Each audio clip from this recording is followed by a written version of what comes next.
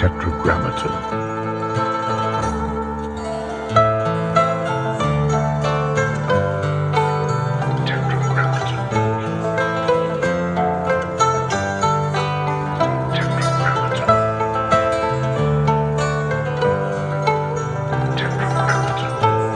Authentic, or it gets spit out by process. So that's interesting. I sometimes I'll say, well, I'm starting a story to demonstrate this aspect of my worldview. And the story goes, no, you're not. We don't do that here, So you start tweaking it and working with it. Then at the end, it says something and you're like, oh, is that what you mean to say? And the way you check that is you check all the seams. And if everything holds up, you squeeze it all tight, and then that's what you said. And is it your worldview? I think it's a leader. It sometimes will show me what I ought to be thinking. Yeah. Yeah. In A Swim in the Pond, there's a lot of detail on structure. Do you think that the writers wrote knowing those things, or no? Depends how we define knowing. Yeah. I think not intellectual. I don't think they said, oh, I'm going to do this. They couldn't explain it to you. No. I would even say they might not even know that they did it. Yeah. But somewhere you think inside they knew? I think, yes. And I think it's through, my theory is, Yeah. and again, all this is just based on my, my thing. But maybe, and I'd love to hear how it is in the studio, because sometimes you just keep micro-choosing this over that, this over that, this over that. And I would say that being a great artist has something to do with creating the maximum number of choice points. That's great. I've never heard anyone say that before, and that sounds right. Yeah, because if you're choosing one time, yeah, that's only one dollop of you. But if you're choosing 1,000 times over the course of the thing, a lot of you is getting in there, and you don't necessarily vet those things. You just go. You prefer A to B, A. So I think with these great Russian writers, I think they did things. I think they'd laugh at me talking about it as analytically as I do. Yeah, but it doesn't mean it's not still structured. It may be accurate. Yes. A friend of mine once said that Jimi Hendrix, you can tell from his guitar playing that he was an amazing mathematician. And I said, well, I know a lot of musicians who are great musicians, and none of them are great mathematicians. And I'm pretty sure Jimi Hendrix was not. I don't know that for sure, but I wouldn't assume that because of the musical structure of what he's playing, the mathematical structure of what he's playing. Yes. So there are ways of knowing that are deeper than the ones that you and I can explicate right now. Yeah. And that's, for me, the beautiful thing is, I don't, at 66, I'm kind of know this guy, and I'm like, yeah, okay. I can predict his neurotic behavior to some extent, but the person that comes out when I'm doing this writing process is more interesting. So I think you can have by having micro attention to the thousands of choosing points, and even then, you're not saying what fits my theme or what. You're just saying, I like the dioptometrist. I like this better than that. If you do that 1,000 times in 6 pages, there's a lot of you in there, and it's not this you, it's some other you. So to me, that's the enduring kind of addictive thing, is you to keep luring better parts of yourself out onto the page. Oh, that's, Would you say that's the editor part of you? Yes. Although at this point, I don't really make much separation between, I think I've been thinking lately, if I had to boil down creativity, I'd say it's reaction. So I crank out some crap this morning, doesn't matter what. Tomorrow I look at it and I react to it with a pencil in my hand. That seems to me where creativity actually happens. Not so much in that first. Yeah. Well, also, I've kind of been thinking lately that one of the things we do with craft is, at least for me, is I'm trying to get my anxiety down. I'm a very anxious person. So my artistic approaches aren't necessarily true, but they are anxiety reducing. So for me to say, don't worry about what you put down on the blank page, that's a real anxiety reducer. Yeah. Just type any old thing, because you're such a good reviser that tomorrow you'll look at that mess and go, oh, poor baby, and you'll start tweaking, and you'll find something in there that's got some life, on and on and on. So yeah, it's editing, but I don't really make at this point, a big distinction between editing and writing. It's just all. Is anxiety a big issue in your life? It's kind of it's been a slightly under the surface issue my whole life, and to which I would say when I was young, I responded by being very jovial, like just always, I can do it, puppy energy. But yeah, it is. And especially artistically it was, because when I was younger, I had that, terrible lockup of like which artist am I going to be? I have to decide. And then you can't be any of them except the one that you haven't found yet. Yeah. Yeah. So there's a lot of like, obsessing over which lineage and should I be funny or not and so on. And so I think as an older person, I can kind of say, well, that's all that deciding is in the realm of conceptual thought, which can be helpful, but it can also kill you, because I don't think what we do works on.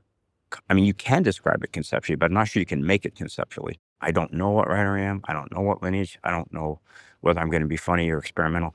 And to keep saying that till you're dead, that seems to me the tricky part. To say I'm going to start a story tomorrow. As much as I can manage, I don't have any concepts about it. Yeah. I'm going to go to it and see what it wants to tell me. So that's all good. But then of course, I'm sure you felt this. You're a master. So don't you have some theories? No. Yeah. Well, I do. I don't trust them. When you sit down with the blank page and you write some not great stuff like may have happened this morning, where does the starting point come from? What happens? It's usually as little as possible. If I get hear somebody say something funny, I'll put that down. And I remember, like in biology, the seed crystal, you put the seed crystal down and it kind of just spontaneously accretes outward. Yeah. That's the best case. Some little funny line of dialogue. You don't even know who said it. You put it down and you react to it over and over. But other times there are bigger, like with that Lincoln and the Bardo, it was just like a 2-line outline. Lincoln comes to the crypt, interacts with his son's body and leaves. Meanwhile, the son shouldn't be here and he is. That's it. If the thing is front loaded with meaning, then I don't like it because I know I'm going to. It'll get undermined at some point. Or worse yet, you'll do it. There's that whole thing that Einstein, I don't think it'll end up being too narrow. The sentence already did that. It's like, why continue? Right. He wrote your book already. Yeah. There's that thing, I always quote Einstein. I don't think he said this, but it was, no worthy problem is ever solved in the plane of its original conception. Yeah. So if you do that, it's a buzzkill for everybody. So I think that's part of as a young person with literary aspirations, you think your job is to be super smart, have a worldview, and then just shit it down on people, and that's how they'll know you're powerful. And then it turns out that's not it. I love the idea of the reaction being what creation is about. Also, I haven't thought about it in that way before. And it's a helpful framing for moving forward. And it's true. It's like everything we do is in reaction to something. And I love the idea of writing a sentence and then the next sentence is a reaction to the last sentence. Right. That's a different way of looking at the process. Yeah. And it also, I think it mimics what the reader's doing. The reader, you have a sentence that's a little wobbly on its feet. Yeah. The reader notices. So what do you do with the reader's noticing? That's the reaction too. So, I don't know. Is it true in the studio? Are there analogs to this? How do you mean? Well, like that specifically, and I'll tell you. Are you, when you're producing somebody, are you reacting? Always. Yeah. Always. Either if whatever's happening makes me lean forward and want to hear what happens next, it's good. And if something happens I wasn't expecting, it's very good. Yeah. If it starts and I lean back and nothing happens, chances are I want to stop it. Because I'm thinking about this in terms of my teaching. What does the corrective look like? Or the can't describe what the thing is that pulls you, because it could be a lot of different things. There is some sense of it being something. It can't just be the thing you've heard before done in the same way. If you hear that, even if it's good, it ends up not being interesting very long. If I'm playing for you and I do that, how do you correct me? I would say, what else can we listen to? What else do you have in that case? Or I would listen to the whole thing and say, it got interesting to me at this point. How do we make the whole thing feel like this? Yeah. See, that's something I teach at Syracuse, and I talk a lot about specificity of response, because, in a workshop, if someone says, this is boring, you can't, it's hurtful. And also you can't work with that. But if you push down and say, where is it boring? And do you have a different word for boring? Yes. Then, it's repetitious on page 6. Yes. We can fix repetition. Yes. Agreed, by the way, on specificity. When I'm making notes, the more specific I can be in any comments that I give, the more helpful they are. Yes. Yeah. And early in my career, I would state what I thought the solution was, and now I don't do that. Yes. No, And the solutions turn out to be much better when I'm not suggesting them. See, that's a beautiful idea, because I think part of the reader-writer thing is intimacy and trust. So if I say, something on page 6, then all the energy goes to the writer, and they usually know, actually. So that move where I say, I trust you to find out, that's, and it's likewise if I'm writing something and I do 3 repetitions of the same idea because you might not get it. My theory is you subtly feel that as condescension, which is disengagement, and you like me a little less. So a lot of the editing is going, let's pretend that my reader is actually 12% smarter than me. Yeah. Make cuts on that basis. A little scary, because sometimes you might, have to trust more than you feel like it. Yeah. But if it works, then you get that thing where the reader is having a normal day, picks up the book and goes, oh shit, this person likes me and respects me. And we have this experience is coming out of a shared pool of experience. We've both been here. He knows that, and he's speaking to the higher me. So the higher me comes out, and you get this kind of engagement of I always think of it as the ghosts, like ghosts coming out of the writer and the reader, and they meet up in that sort of high territory and then afterwards they go back. And how did you come to that? Just through feeling it, like going into it's like nothing mystical, but the kind of sacramental space of hard work, like bearing down on the manuscript, and you look up and you go, whoa, that ghost did some good shit today, and also feeling that you would meet people at readings and they would talk about a certain story, and I'm like, we met in another place, the two of us, so that's I love the idea that you talk about the writer and the reader. The ghosts come out of each of them and meet, but it's nothing mystical or metaphysical. It's completely like, oh, okay, I understand. Very quotidian ghosts. Tell me about your spiritual life. Well, I practice Tibetan Buddhism and the Nyingma tradition. I'm a little lapsed at the moment. I don't quite know why, but my wife and I lived near a community for many years and had, at that time, a really intense 3-4 hour a night meditative thing, which kind of changed my... When did you get into it?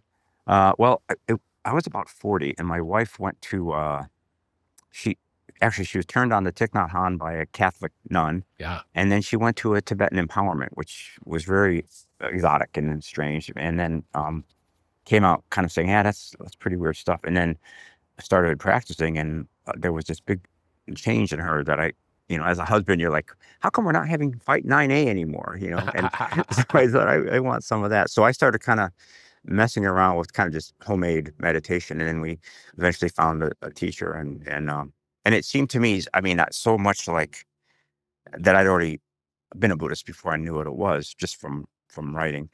So that's been a real interesting cross-firing, to say that this aspect of Dharma has a corollary in writing. Maybe this one doesn't quite as much yet, but I could try, and then. Did you have any spiritual life growing up? Catholic, and like seriously beautiful Catholic experience. South side of Chicago, kind of Dorothy Day, progressive Catholicism. And I remember getting into some kind of meditative state during the long masses. And then there would be, Stations of the Cross, which were very visual. They were visualizations, basically.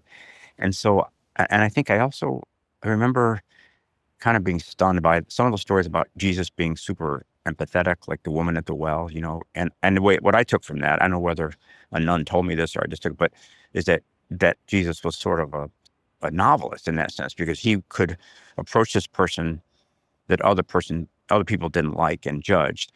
And just by being in the presence, he could pick up on a lot of data that a normal person couldn't pick up on. And that increased data made him fond of her. And the fondness made her open up, and then brought out a ghost, Yeah. So I love that idea. And I think when I started to read more, I thought, oh, that's kind of what my job as a novelist is. I can put anybody in front of me, even if in real life I can't stand them. And by contemplating them through revision, basically, I can find a way in and sort of recognize that they're me on a different day, briefly, Yeah. while on the page. Do you have to do that to be able to write them? I don't think so, because I think there are a lot of people who do it a different Yeah. way. But I like to do one of the, okay, there's that Flannery O'Connor thing. She says, a writer can choose what he writes, but he can't choose what he makes live. So you can have all the plans for how you're going to be, but if it doesn't work, then you have. So for me, what works is, I call it third person ventriloquist, where it's like, if I'm going to write your story, I'll start off, Rick sat in the yard, but then I have to quickly get into your voice and your head, and also your limitations and your aspirations and all that. So it's more of a voice thing. If I do that, if I say, okay, I'm now this person, the voice comes alive in a way that it doesn't if I'm me out here looking at them. So just a kind of a But it's still always your imagination of who that person is. It's not really who that person is.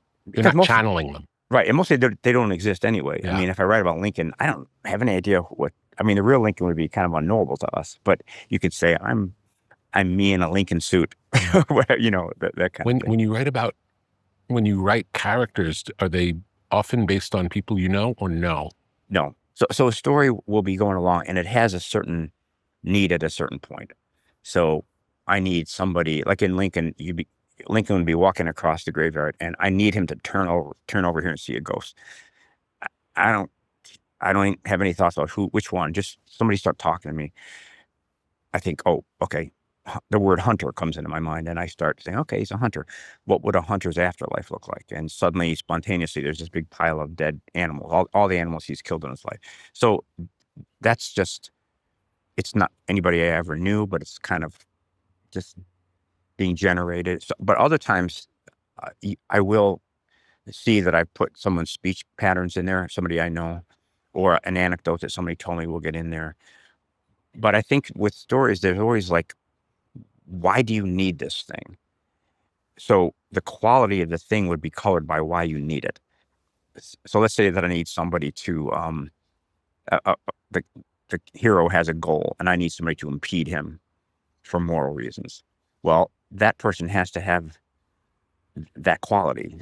And so then once I figure that out, I start throwing in bits from my own life. And it could be something from you and something from my uncle, even put into the same package. Mm-hmm. So I'm not answering very clearly, but I'm not a writer who says, I want to write a book about this person. Mm-hmm. But sometimes stuff just gets in there. And if it's authentic, then like there's a story called Sea Oak, and the moment in the story was the character who's a real working class guy has got a girlfriend who's a little bit above him, and he's going to have to lose her. And he's going to have to lose her for class reasons. That was just the way it wasn't an idea, but that's the way the story was set up. So I was looking for something that could happen to somebody for class reasons. And I thought back to my own youth. I had a friend who was an alcoholic. And one time I was on the couch with this girl I was really in love with, who was a couple notches ahead of me. And this guy comes in, just blunders into the house and starts pissing on the wall, And I'm there with this. Really happened. It really happened, okay. Yeah. And I'm there with this person I really kind of cherished, and she's seeing this, and and so all I could really say was, this doesn't usually happen, or But so that was a painful, embarrassing memory. Well, CO comes along, and I need something. I'm like, okay, you're in. But at the same time, I'm going to alter it to make it apropos of that situation. So it was different.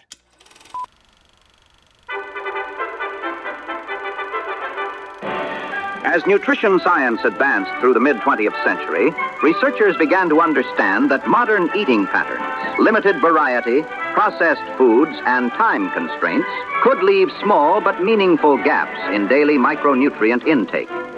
Today, large population studies confirm that approximately 90% of adults fall short on one or more essential vitamins or minerals. AG1 was formulated in response to those findings. Each daily serving provides clinically informed amounts of commonly underconsumed essentials, with more than 75 vitamins, minerals, and whole food source nutrients, including vitamins A, C, E, B6, B12, magnesium, zinc, selenium, and iodine, delivered in forms the body can readily access. Because utilization depends on absorption, AG1 also contains probiotics to support gut health and digestive function, helping the body make effective use of what it receives.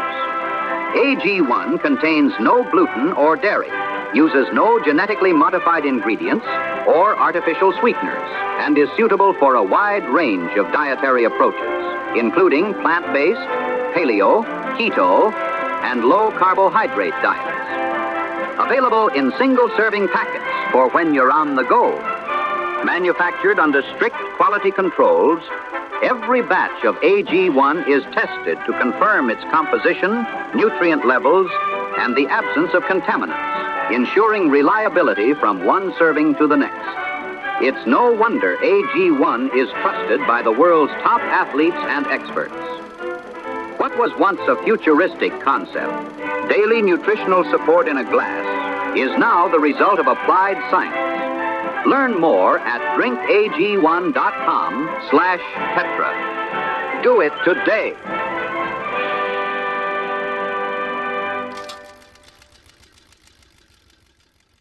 How much of a story do you know before you start? Ideally, none. Literally, the best stories are the ones that just start with a little something, and then it grows outward. Sometimes, I mean, there are times when I do know a little more than that, but I think the move for me is to look really askance at that idea. Like, okay, yeah. You claim you're the story, but can you just wait out here a little bit while I investigate?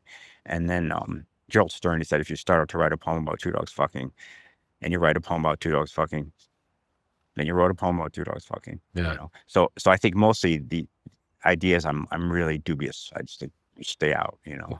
So it sounds like you could literally start with anything, and the story that you are to tell will reveal itself regardless of where you're starting. That's exactly it. Again, it's anxiety reducing because I don't have to have any ideas. I just have to have a first line. Yeah. I always say, you know, if we wanted to write a story, we could make that coffee cup talk, that glass of water talk, and your baseball hat talk. Mm-hmm. And whatever, if we spend enough time on it, all of our personal stuff would come out. Of course it would. Because if you revise enough, I mean, what are you revising from? Your own stuff. So again, that for me is a real, I think a lot of young writers, and I certainly did, you get locked up on this idea of what's my great idea? I need a great idea. And you won't get one because there's no such thing, actually. There's no, the great idea is the one that allows you to grow it, you know, and it becomes a different idea. And it, you know, is that, I mean, I'm wondering, is musically, if someone just goes in and plays a riff, can that sometimes lead to? Absolutely. Yeah. Even when an artist has well-written material, I might suggest that they spend time just jamming. Mm-hmm. And then out of the jams, something comes up unexpected. No one's trying to write a song. Right. They're having fun making music. And from that, something happens. Right. Because I know in literature, it's kind of like, it's not really the first line. It's okay, I throw the first line at you, you go, oh, okay. You throw it back at me and I throw it back at you. And it's the path that the story follows that's actually interesting. So again, that's cool because it means there are no beautiful ideas there, you know, or if there was, you could put it in there, but the story's going to start poking at it and it's going to start tearing it apart, and it's going to be so in this sense, a story is a dynamic, it's like a linear temporal experience that unfolds this way. And like a roller coaster, you're not on the roller coaster going, what does this mean? You know, you're just going, oh shit, we're going up. You know, you ever think about what does it mean, or not until after it's all done? The kind of purest answer is no, never. But of course you do, because you want to finish it and you want it to be good. So the voice that says, I know what it means. Would you like to know? You're like, yeah, okay, come on in. It's about patriarchy. Oh, all right.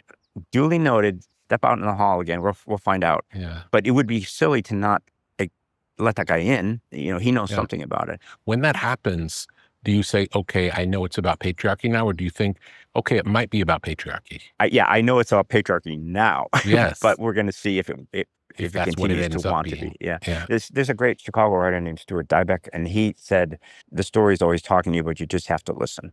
And that, I think, is, so the story is saying, I think I'm about patriarchy. Yeah. And you see, you might, good for you. You know, you might very well be. I hope you are. Yeah. But at the same time, is the minute I say, well, yes, it is, then what happens with me is, okay, so like procedurally, you know, you have 5 pages and it's about patriarchy. All right. Then since you know that, you now know the next 5 pages and you're dead, because the reader feels when you checked out and went on autopilot. So you have to say, yes, conditionally you are, but let's keep going and stay fresh and see what else you want to be about, And to me, the fascinating thing is that that's not theoretical. It's in this rereading process, your little meter in your head. I like it, and suddenly I don't like it. So to say, in the spirit of specificity, okay, we don't have to panic. We're not suddenly a bad artist having difficulty on page 8, and then kind of lean in. I always like have an imaginary voice to the story, like, "Oh, what's going on?" And the story says, "Nothing. I'm fine. Just keep going." No, really, what's happening? Well, I'm kind of boring. Oh, you are boring, poor baby. And then you can kind of go, well, yeah, let's just not use boring and let's look a little closer. Yeah. And then the story will say, it's basically saying, I'm discontent with your overmanagement of me, and therefore I put in a cloudy section, or I put in an alien invasion or some weird shit, because I don't like where you're going, and I'm stopping in the road. So I kind of developed this idea of avoidance moments, which is if a story has like bad language, or sometimes a factual error will get in, something that couldn't be true, or like an unwarranted flashback or forward or change of point of view. That's often the subconscious being very smart and saying, I want the best for you. If you keep going, you're going to fuck up the story. So can we pause here? I'm going to make you pause by injecting something yucky. And in a traditional workshop format, that would be an error and you would fix it. But now I'm like, no, that's actually your layers of your subconscious process revealing yourself. This is a draft 6 tendency, totally honorable. Let's just note it. You got a to be continued sign up there on page 6, and one on 11 and one on 12. Don't panic. Just remember they're there. Yeah. And weirdly, those places often speak to each other. If you fix one, do you note them? Do you note them? Yes, very much. Yeah, and I note them, and I also provide a technical description of why I stopped, why it affected my reading energy. So sometimes it's often semantic. It's just the sentence goes haywire. So I just make that correction, and then and as you were saying, I used to fix it, but now I just say, this leave it alone. Yeah, and 9 times out of 10, the writer already knew it. They knew, and so you just say, page 9.5. I know. I love the idea that roadblocks along the way speak to each other. That's really a helpful idea, because then it's the opposite of when it coming up, you feeling like, oh, you failed. It's more like, oh, another clue. Yes.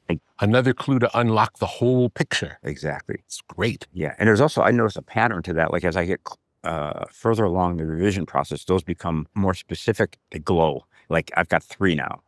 I've been working on this for 6 months. I've got 3 places that, on a scale of 1 to 10, when I hit them, they're like 6s. The rest of the story might be an 8 or 9. It's a 6. So at first you say, well, we can have a few 6s, can't we? But then you say, well, you can, but what if you don't? Those are always sort of like, I wouldn't say thematically, but they're causally related. If you fix one, it throws light on the other 2 and limits the range of possibilities that you could do to solve them, So that's cool, because then when you have problems, you're like, in a certain way, the more problems I have and the more unsolvable they are, the better the story is going to be. It's got kind of bigger shoulders. It's like Houdini, like if Houdini said, I've got a windbreaker on, I'm not going to take it off. You'd be like, well, okay, but if he really, it's got chains and he's at the bottom of the Hudson and he's drunk or whatever, then he's got a real problem to get out of. So whenever I get a story that has really impossible problems that would cause me to bail when I was 30, I'm like, oh, good. Now we're the subconscious is giving me a higher place to go on the mountain. I love that. Amazing. Still frustrating, but in the back of my mind, I'm like, it is. But are you the best judge of your own work? Well, yes, because, well, only, maybe not once it goes out in the world, then no. But I'm during the process. Yes. Yeah, I'm a late shower. I show nobody anything for a really long time. And it's interesting because I don't know how this must be in music because it's so communal, but for me to keep it private for a really long time, because then I can make those choices with complete openness. That, like, if someone says, I love your story, I can't change it, or it's harder to change it. Yeah. If someone says, I hate it, I just feel like throwing it out. Yeah. So if it's me in private for a long time with it, I can mess it up, I can fix it, I can mess this part up and fix that part. And there's a lot of freedom. And then weirdly, at some point, all that iteration, it starts to solidify, like at some point, like, yeah, okay, I'm not worried about that anymore. That's fixed itself. And then you get just these 3 little issues or 4. And then I still feel like, yeah, everybody stay out. I'm going to decide this. And then at some point when I'm really done, I think I give it to my wife, and she reads my work very emotionally. She knows me. She knows my cheap tricks. So if she has an emotional reaction, then I'm good to send sign. it out. And if she says, "Oh yeah, pretty good," then I'm like, "Oh damn it, Yeah. start over." Would she give you specific comments? Like, I was with you up until page 40 or something like that? Not really, no. No, she just, at the end, she's either moved or she isn't. And I Mhm. really value that because she's right. And she knows. And so, and we both kind of came from kind of working class backgrounds, and art was a very specific thing for us, very important, Mhm. So, and I think the kind of emotional aspect of it was important to us. We weren't necessarily taken with wild postmodernism, but like Raymond Carver and Tobias Wolff, those, so I trust her emotional reaction to it. She's somebody who really doesn't, she wants a work of art to be about something that we share, that people share, instead of just like a pyrotechnics. Do you ever stop along the way to do research on something that you're writing? Sometimes, but What would be an example where you would do that? well, with Lincoln and the Bardo, I had to do just some real basic. I try not to get too in the weeds, but like, so I knew the date that happened.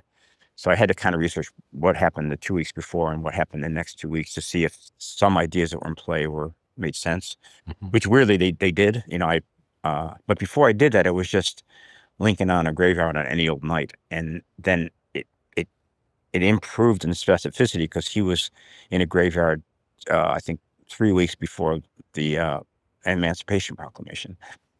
And he was there 4 days after a big battle at Fort Donelson where a lot of like the northern casualties were higher than they'd ever been. So then that specificity says, oh, I'm telling, out of all the stories about Lincoln in a graveyard, I'm telling this particular one. Yeah. But I don't really, I think I'm more of a cartoonist, really. Like I don't think there are some novels who do great research and you feel all that history. And I'm more of one of my big early things was Charlie Brown, the Peanuts things. Of course. And that still works for me. Like kids with heads that are too big, and Yeah. the sidewalks come and go, and I love that. And all of that in service of something that's kind of deep when you get down to it, but it's cloaking the depth in a lot of sort of surface. Is writing fiction and nonfiction the same thing? It ultimately kind of is. I feel less freedom with nonfiction as you would, but it's kind of the same, except with nonfiction, I go out and do a trip, usually for 10 days, and then just have a bunch of notes, and recordings and stuff, and then start writing it all, and whatever glows gets in the story. Mhm. So the structure gets made by glow. Like these 4 things are, even this one that shouldn't be important, it writes really well, so you're in the story. Yeah. And then the structure is just, okay, how do I connect those so that they kind of make sense? And then sometimes with that, you arrange the 6 glowing items and you go, oh, that's the meaning of that trip that I didn't even Yeah. realize. Whereas with fiction, you're creating the incident and then trying to make it glow. And so one of the real problems is which incidents are essential and which aren't. There's this, do you ever know Stuart Cornfeld? He was in LA. He was Stuart Cornfeld. I don't. Really good. He was Ben Stiller producer for a while. And he had this idea, he told me once, it was like, in narrative, every structural unit has to do 2 things. It has to be entertaining in its own right, and it has to contribute to the meaning of the story in a non-trivial way. So sometimes in fiction, you write something that's got a lot of jokes and it's funny and it's fast, but it's just not, it doesn't know what it's there for. So that has to come out. Always? Well, or you have to figure out why it's there. And so that, what I'll do is I'll take something like that and keep it in the back. Like, Yeah. you're really good. But stay outside of. Is there ever a reason that a digression from the main story, even if you don't understand it, stays? Yes. But then kind of circularly, that therefore isn't meaningless. It's just got a complicated meaning, Yeah, you So- just don't know it. Right. Or you only know it in rereading. You're like, yeah, that has to be there. Mhm. It's because, one of the things with fiction, we tend to reduce it to meaning, but it's given off like a piece of music, given off incredible frequencies of nuance that it's not really meaning, but it's flavor, it's qualia, all that stuff. So the beautiful thing is a reader, even just a kind of above average reader, will catch all that stuff. And she'll take it to the next thing. So we wouldn't want to reduce meaning just to theme. It's the whole thing you've received. You're taking it to the next bit. Sometimes I say this in a way that makes it sound more mathematical than it is. But for example, if I had a really good bit, I would be really open to the ways that it was contributing, even if they weren't linear, or Can fiction be more true than nonfiction? For me, yes, because I don't know why exactly. I don't like writing anything that would hurt someone's feelings. So if I was writing a profile of you, it would be so complimentary. And I would never have that impulse to go, look, what's the dark side?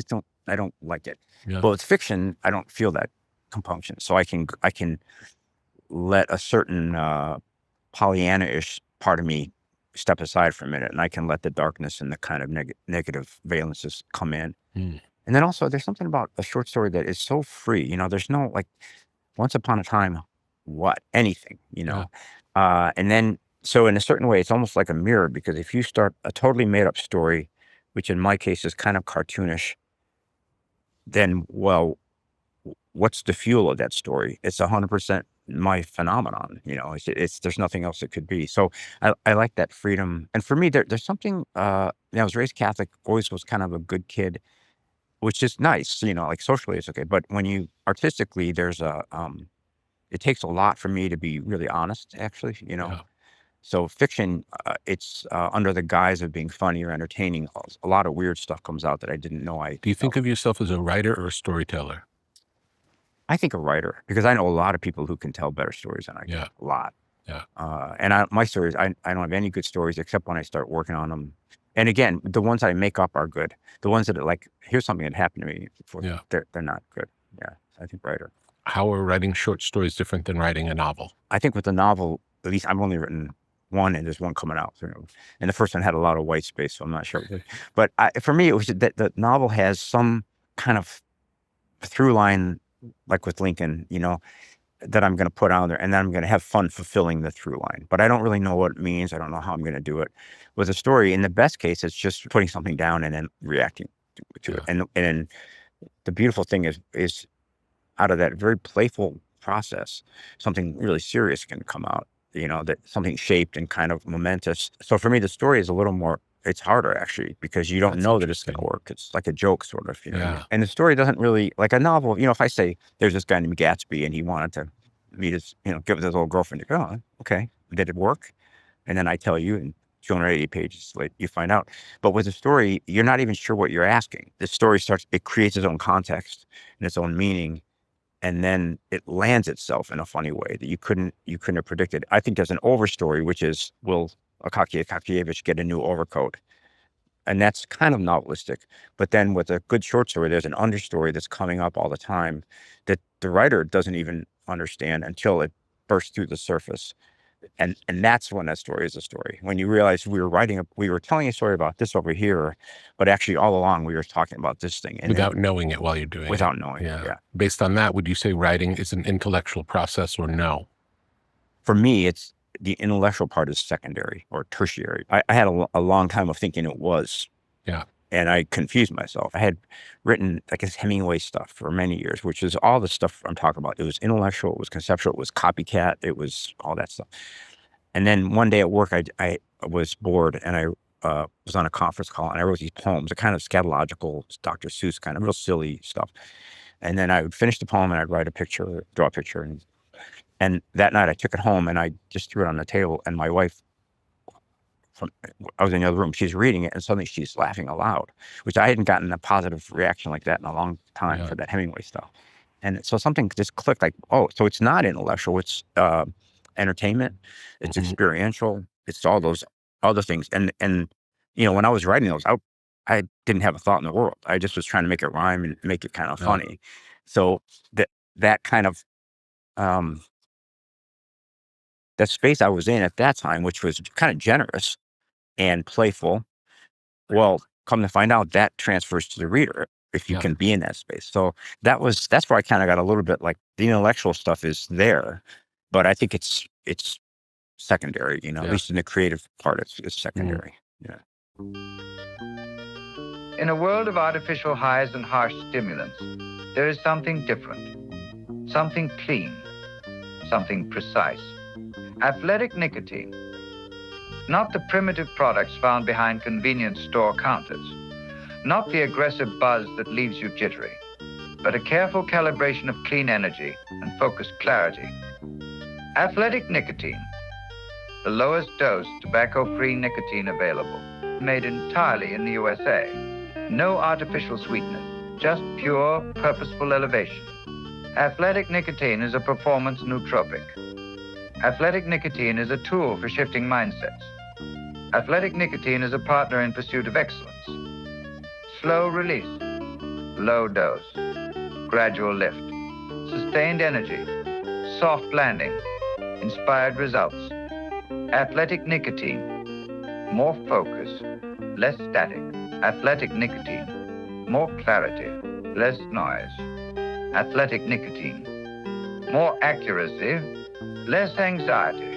Athletic nicotine, from top athletes pushing their limits to artists pursuing their vision. Athletic nicotine offers the lift you've been looking for. Learn more at athleticnicotine.com/tetra and experience next level performance with Athletic Nicotine. Warning, this product contains nicotine. Nicotine is an addictive chemical. I read that your first published short story was one that basically was recounting a dream that you had. Is that true? That's true. Tell me about that. Good research. Yeah, it was called a lack of order in the floating object room, and I'd been doing Hemingway, Joyce Hemingway, and then I had a dream of a. It was kind of like a theme park where you go in there, they press a button, and gravity gets suspended, and stuff starts floating around. So the narrator was the guy who runs that place. So that place came to me in my mind, but also there was a narrating voice that gave me these sentences that were very unlike the ones I'd been writing, too modern and kind of, and so I just, that's weird. And I got up and started writing it down and found that I could continue in that mode and wrote for, 3 or 4 pages and it was done, and that's the story I got into Syracuse with. So that was the first time I ever had that experience of intuition being part of the game, But it was in a way, it was kind of bitter because it didn't sound anything like Hemingway. It didn't sound like anything classic or anything. But, that feeling of like, I don't know what that is, but it's new. And in that newness, I'm like, well, there's something of me in there that I maybe don't even like. But that's kind of what I've been hunting ever since, is just that feeling of I guess it's like blurting out. Yeah. I had a dream the other night of, I did an event in New York with Zadie Smith last week, and on stage she mentioned that book Civil Warland and the voice of it. So in the dream, she was kind of saying, you know what, you should go back to that. I'm like, how do I do it? And the answer was, in the dream, I had the same feeling I had while I was writing that book, which was fuck meaning, fuck structure, sound. That's it. If a sentence doesn't make sense, if it sounds good, it's in. And the sense will find me later, So that's kind of a fun. Yeah. Yeah. In general, are you looking at the way the words look on the page, or is it the way they sound? I never read aloud, but it's like there's a voice reading it in my head that is also taking note of the look. It's kind of hard to explain, but do you purposely not read it out loud? Yeah, because my voice is kind of, I would mangle whatever and also, I think I'm obviously a fast talker, and I have a very quick monkey mind, which is sometimes a real curse. But when I'm reading on the page, or when I'm doing this thing we're talking about, where I'm kind of reading, it feels like I'm reading it in the back of my throat while I'm not. I'm going a little faster than I could read it out loud and be understood. Are you mumbling it? Even silently? Because you see, you're reading it faster than you can read it. Yeah. So are you getting every word or not? Yeah, I am more so than if I read it aloud, weirdly. And I can also, it's really hard to talk about, but I can feel the inefficiencies in it as I'm scanning it, and how important is rhythm in that? It's everything. Like sometimes there'll be a sentence that'll go like da da da da da blah blah blah blah, like that last part, lop that off, and then you have the first rhythm da da da, and then another rhythm will the correct rhythm will present, Yeah. and then words will come in to fill that It's like rhythm. writing a song. Yeah. Is it like have you written songs? I want to talk to you about that. I've never written a good song. And I because in songwriting, the literal thing takes over. And I start telling a conventional, I on line 2 and I think, oh, what should line 3 be? Yeah. Or have a good exercise for you to try. I'd love to have it. Yeah, based on something you said. It's amazing. You said the exact same thing as the exercise I'm going to tell you for songwriting. It's the same thing that you talked about, the parts that glow. Instead of, typically when we write a song, there'll be, let's say there are 3 verses, and 3 verses each have 4 lines. And when you're writing the words, it's a huge limitation. It's like it's like doing a crossword puzzle in a way. Right. Instead, if you write what the song's about, like a story, write 10 pages of the story, right, and then see which are the parts that glow, and then take those parts and make them into lyrics. Oh, well, that makes perfect sense. Makes perfect sense, right? It does. But then as you're making them lyrics, you have to kind of alter them in terms of... Well, you know where the energy in the story lies. I just came up with this recently because I was working with an artist who wrote a song that I listened to it and I felt like she didn't care about it. That was my, listening to the words, it sounded like she's not talking about anything significant in her life. Why does this song even exist? Right. And I said, is the song about something important to you? And she's like, absolutely. And I said, well, it's not coming through in the lyrics. And then she told me a little bit of the story. And then I said, why don't you write the whole story, not as a song, just write the story, right, and then find where the charged moments are. Oh, wow. And then apply them to the song. Right. You know, I'm going to try that. But one of the things that for me, I notice is I have an aversion to autobiography. Like if someone says, write a song about where you are, and I'm like, none of your fucking business, So that's why the stories are so strange, because I am somewhere, and I have a strong experience, but I want to reflect it out onto another surface and then have it come to you. So song-wise, I always have a problem. Like, I'm a friend of Jeff Tweedy, and he's really good about coaching, Yeah. But I don't have any interest in how I feel right now. I mean, I do, except not. I don't think it's of value particularly. Like it feels a little bit. So it's that kind of like, if I write about the 2 cups, I'll know how I feel. Yeah. No, I'll try that though, because I had somebody took one of my stories. A student took a story and excerpted from it and made a pretty cool set of lyrics.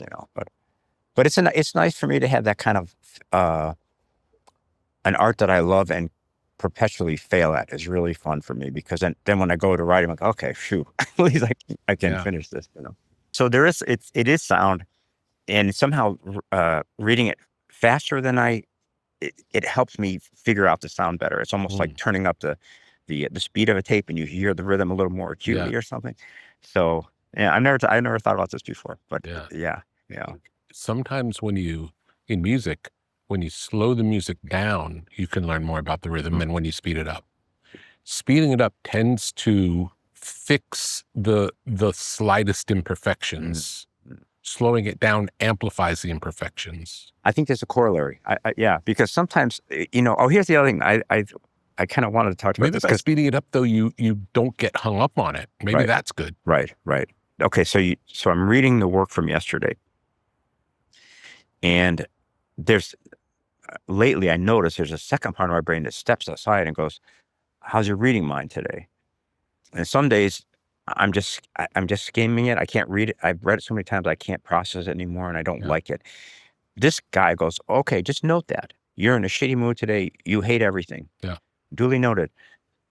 Okay, then other days I'm like, wow, I'm the greatest. Yeah. Even this coffee stain is so good, Do you ever put something aside when you have that feeling of nothing's good? Not really. I usually just note that I feel that way. Work through it. And I'm like a little less willing to make a change maybe.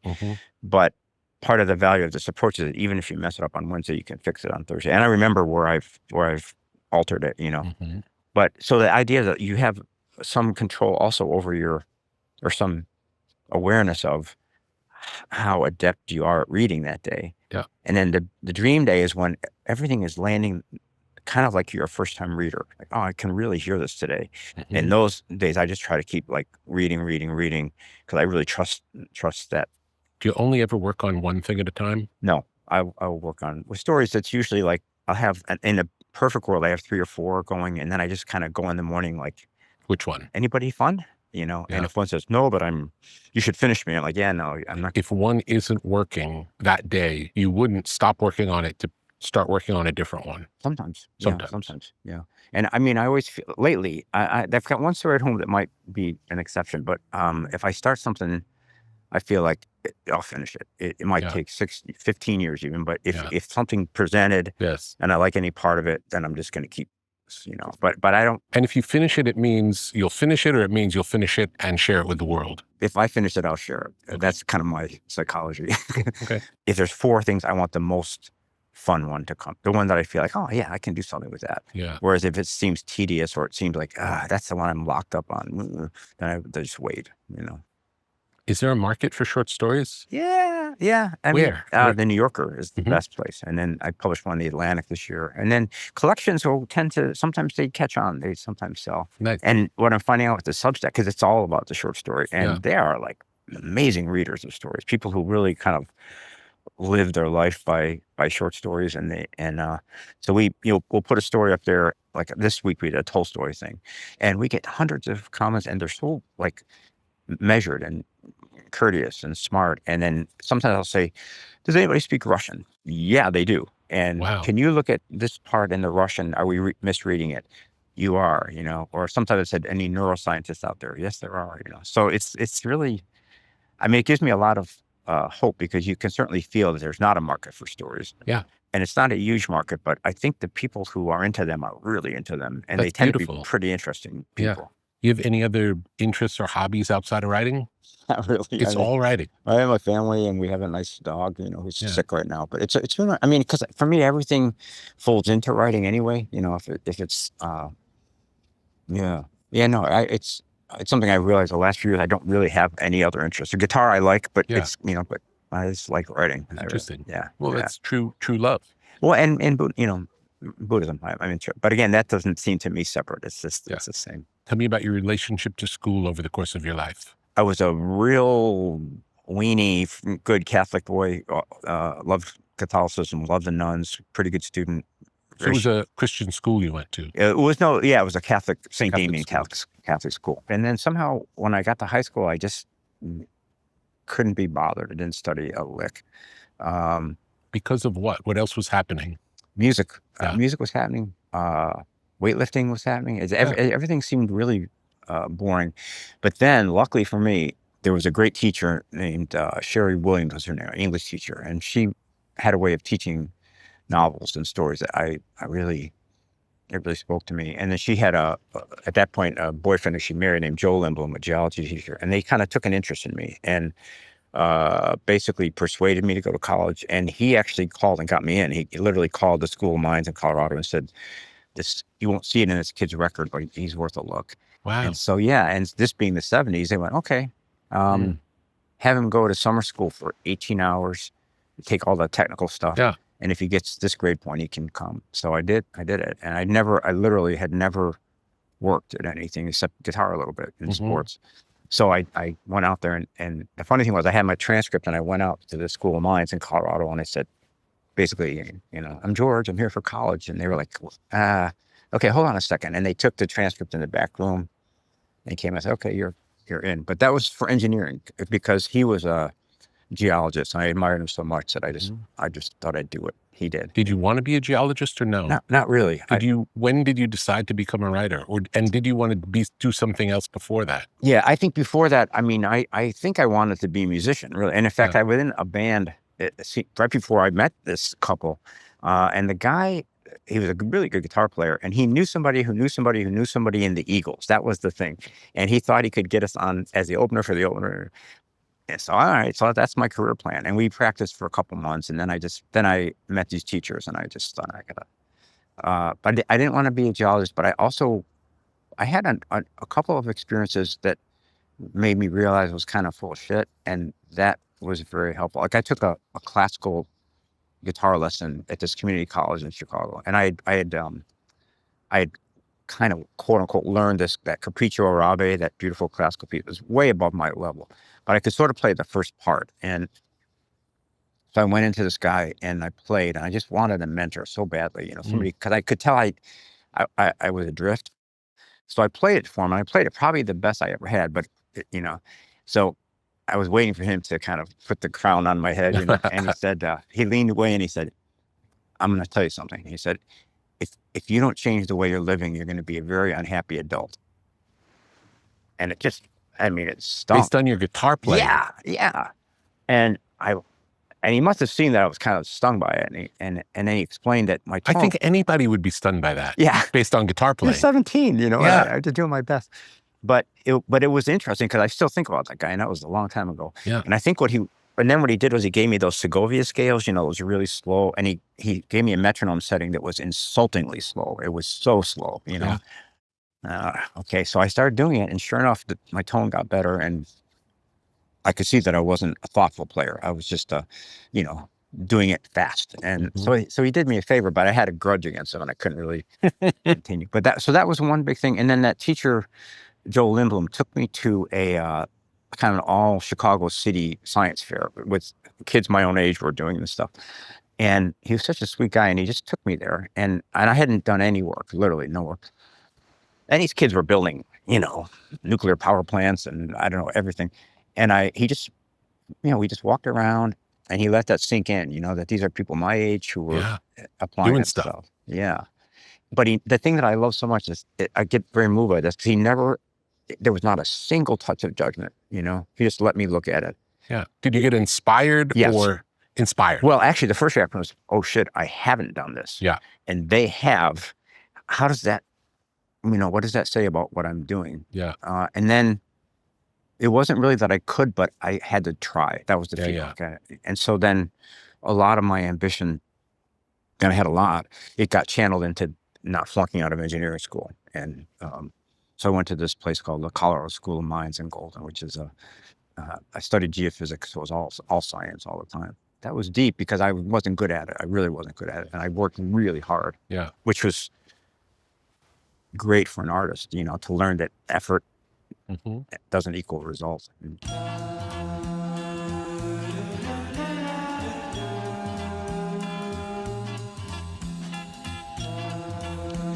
LMNT, element electrolytes. Have you ever felt dehydrated after an intense workout or a long day in the sun? Do you want to maximize your endurance and feel your best? Add element electrolytes to your daily routine. Perform better and sleep deeper. Improve your cognitive function.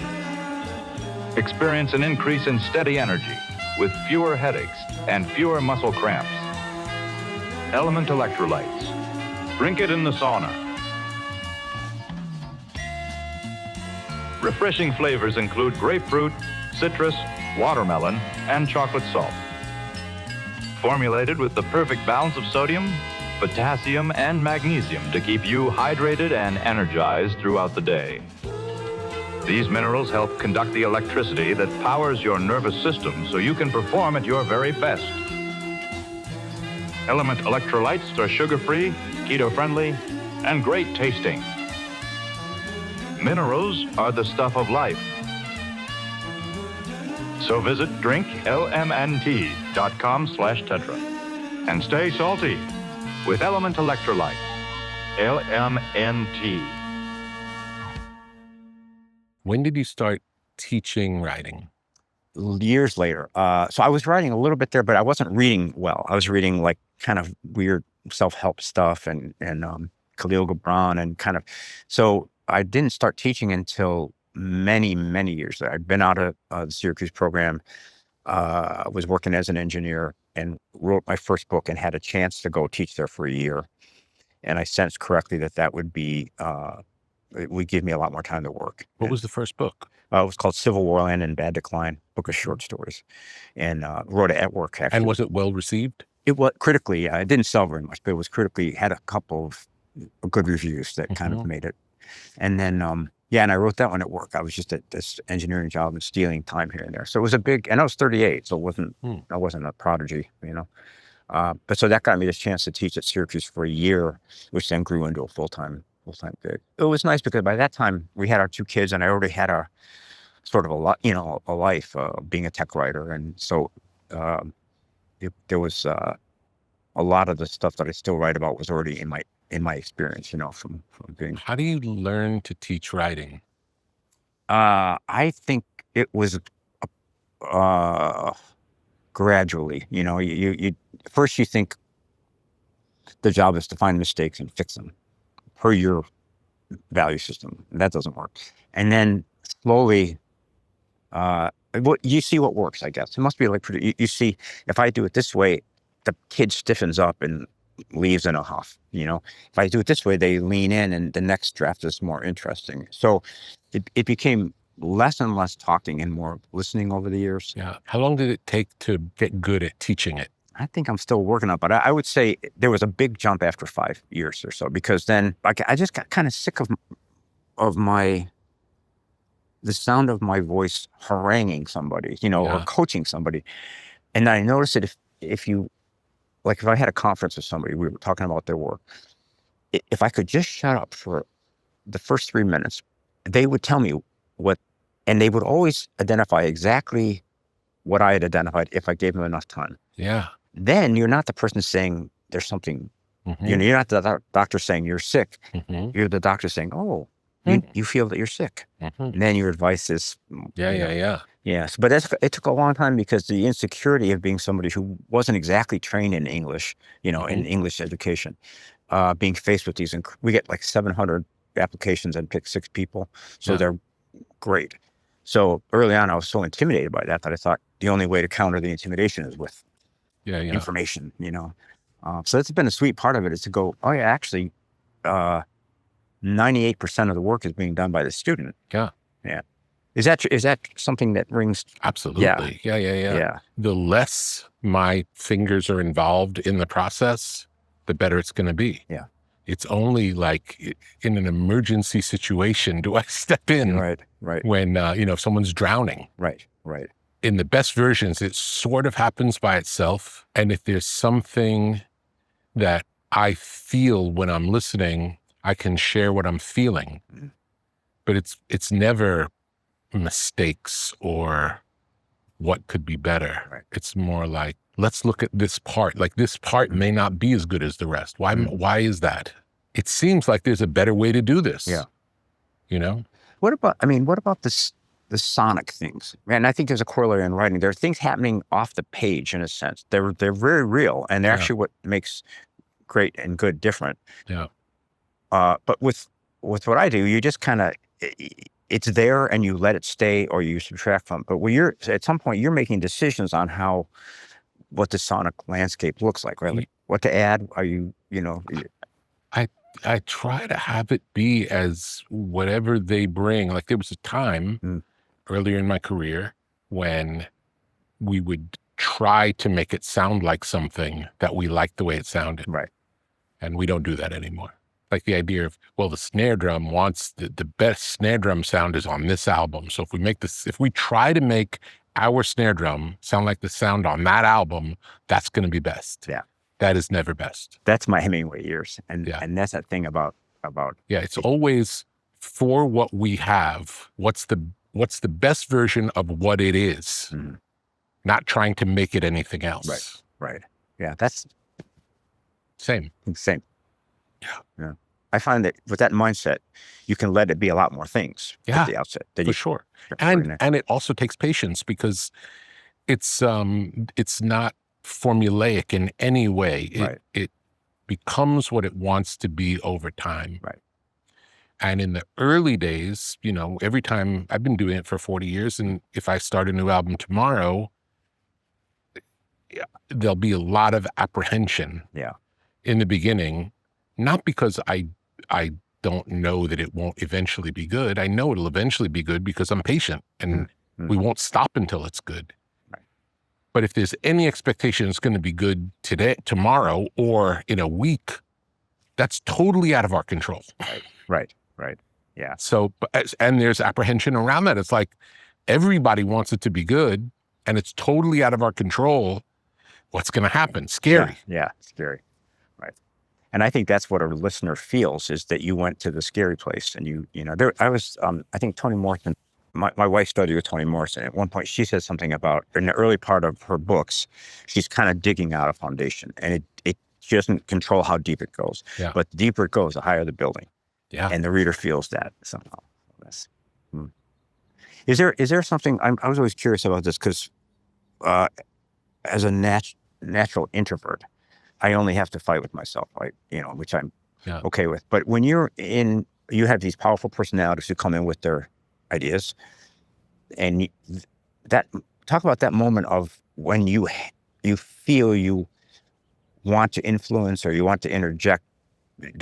Are you doing that in different flavors for different artists? You must be. Always different. Yeah. It's whatever is necessary in that particular. Yeah.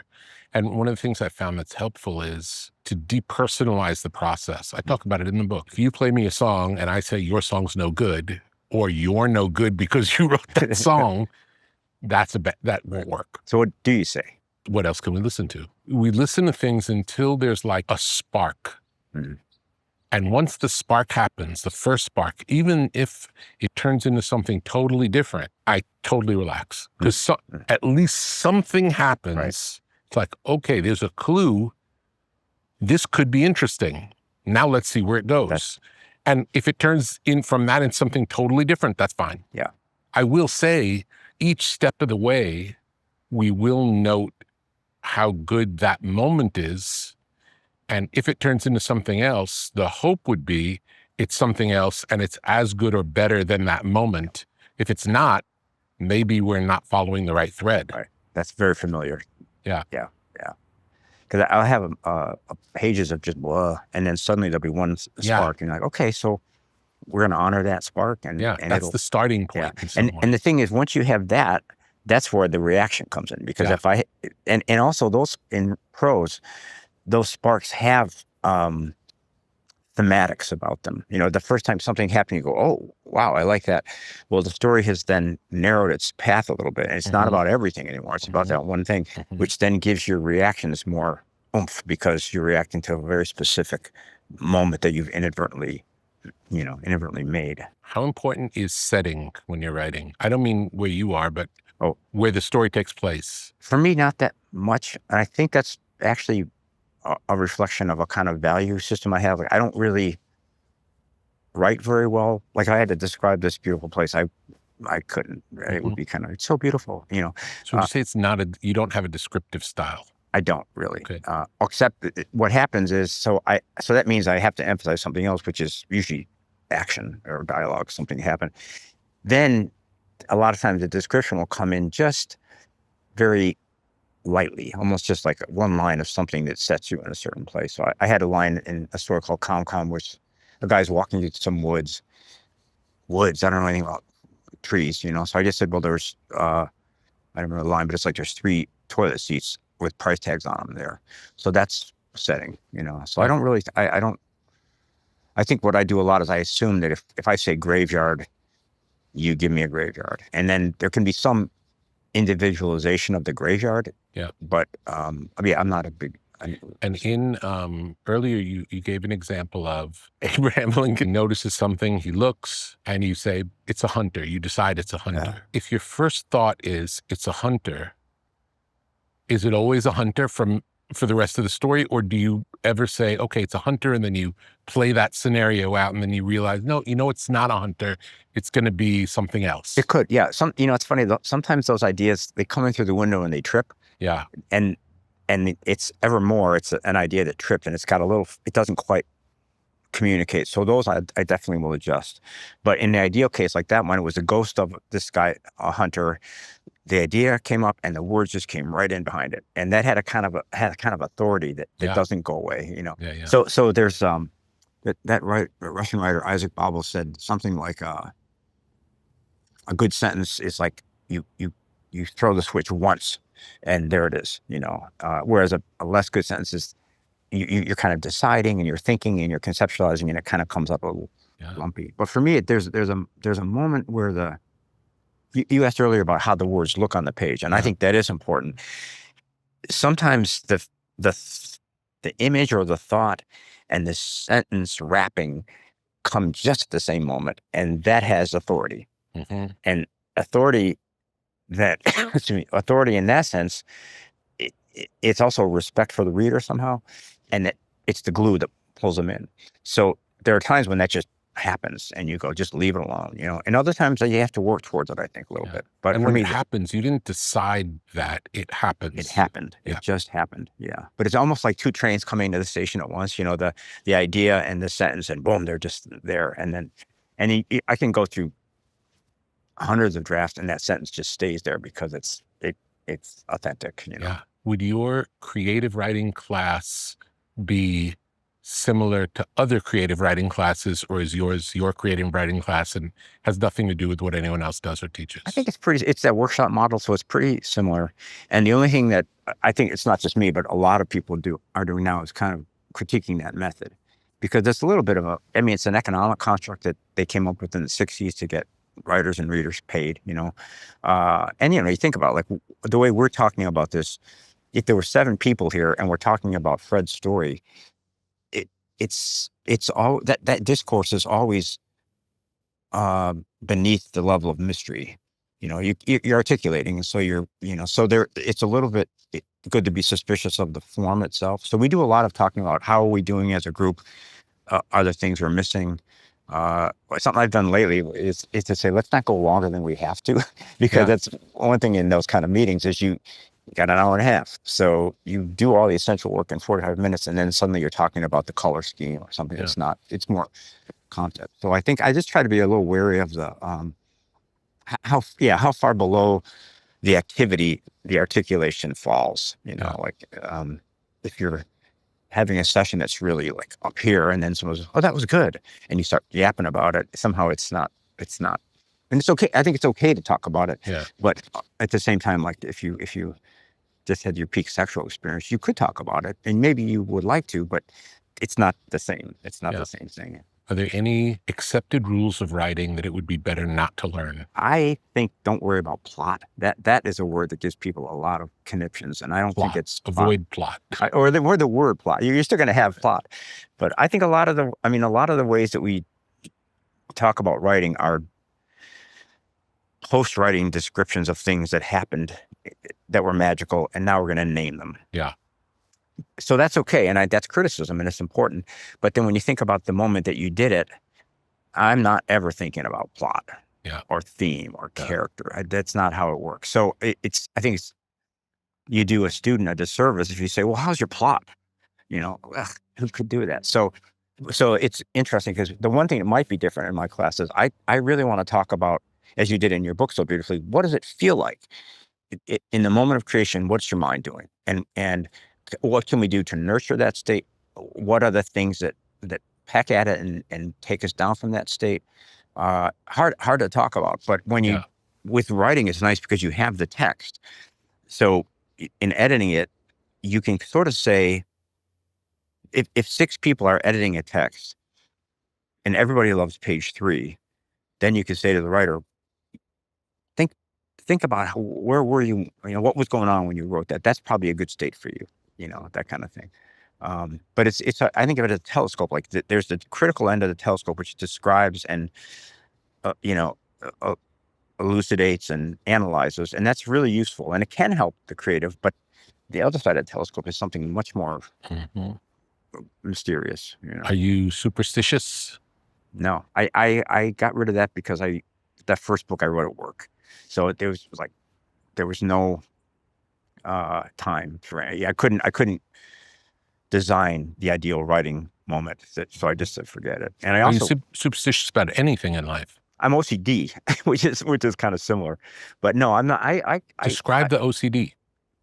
Describe the OCD. In the positive sense, it's rewriting with no limit.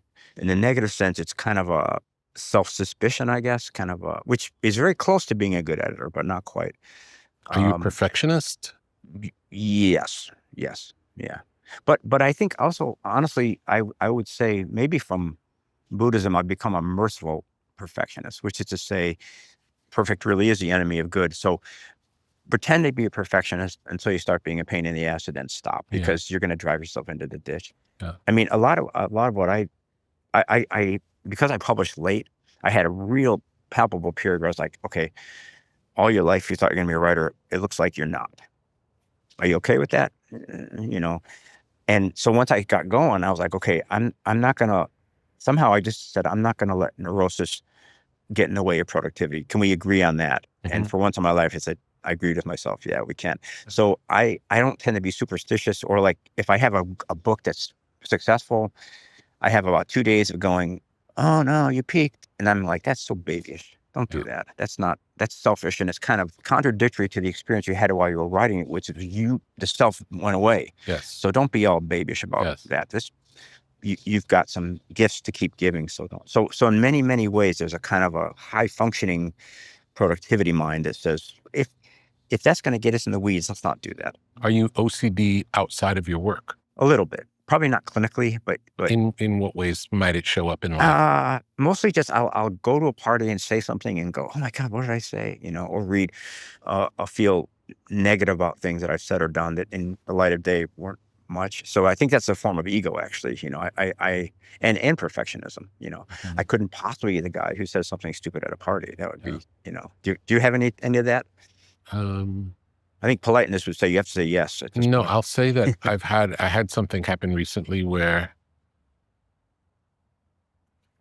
I was asked some questions. I answered the questions. It was in a public way. There were things I didn't know about. The answers came up. The answers were fine. And then later that night, I woke up in the middle of the night with much better answers than the ones that came in the moment.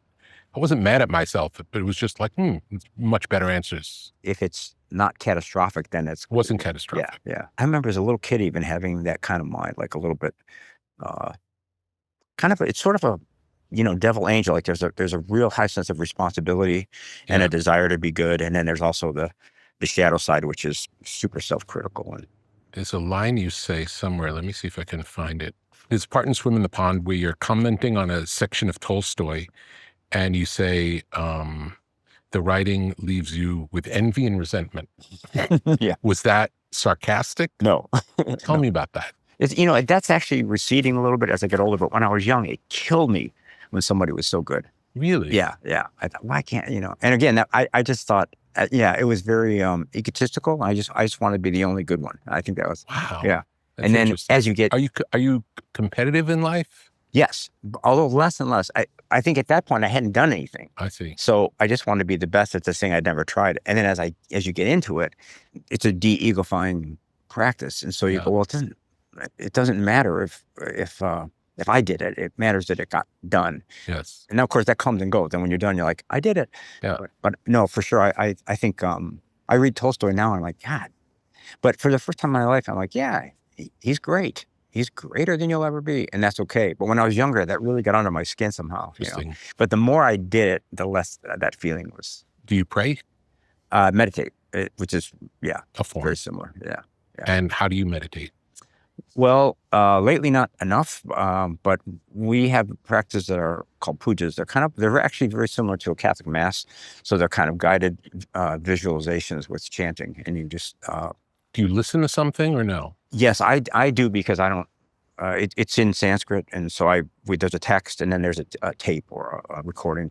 And do you sing along or do you do it internally? I do, out loud. Yeah. And is it melodic? Is it chanting? It's kind of melodic, but in kind of pentatonic, you know, it's like, it's not wildly melodic, but it's, Would you say it's hypnotic?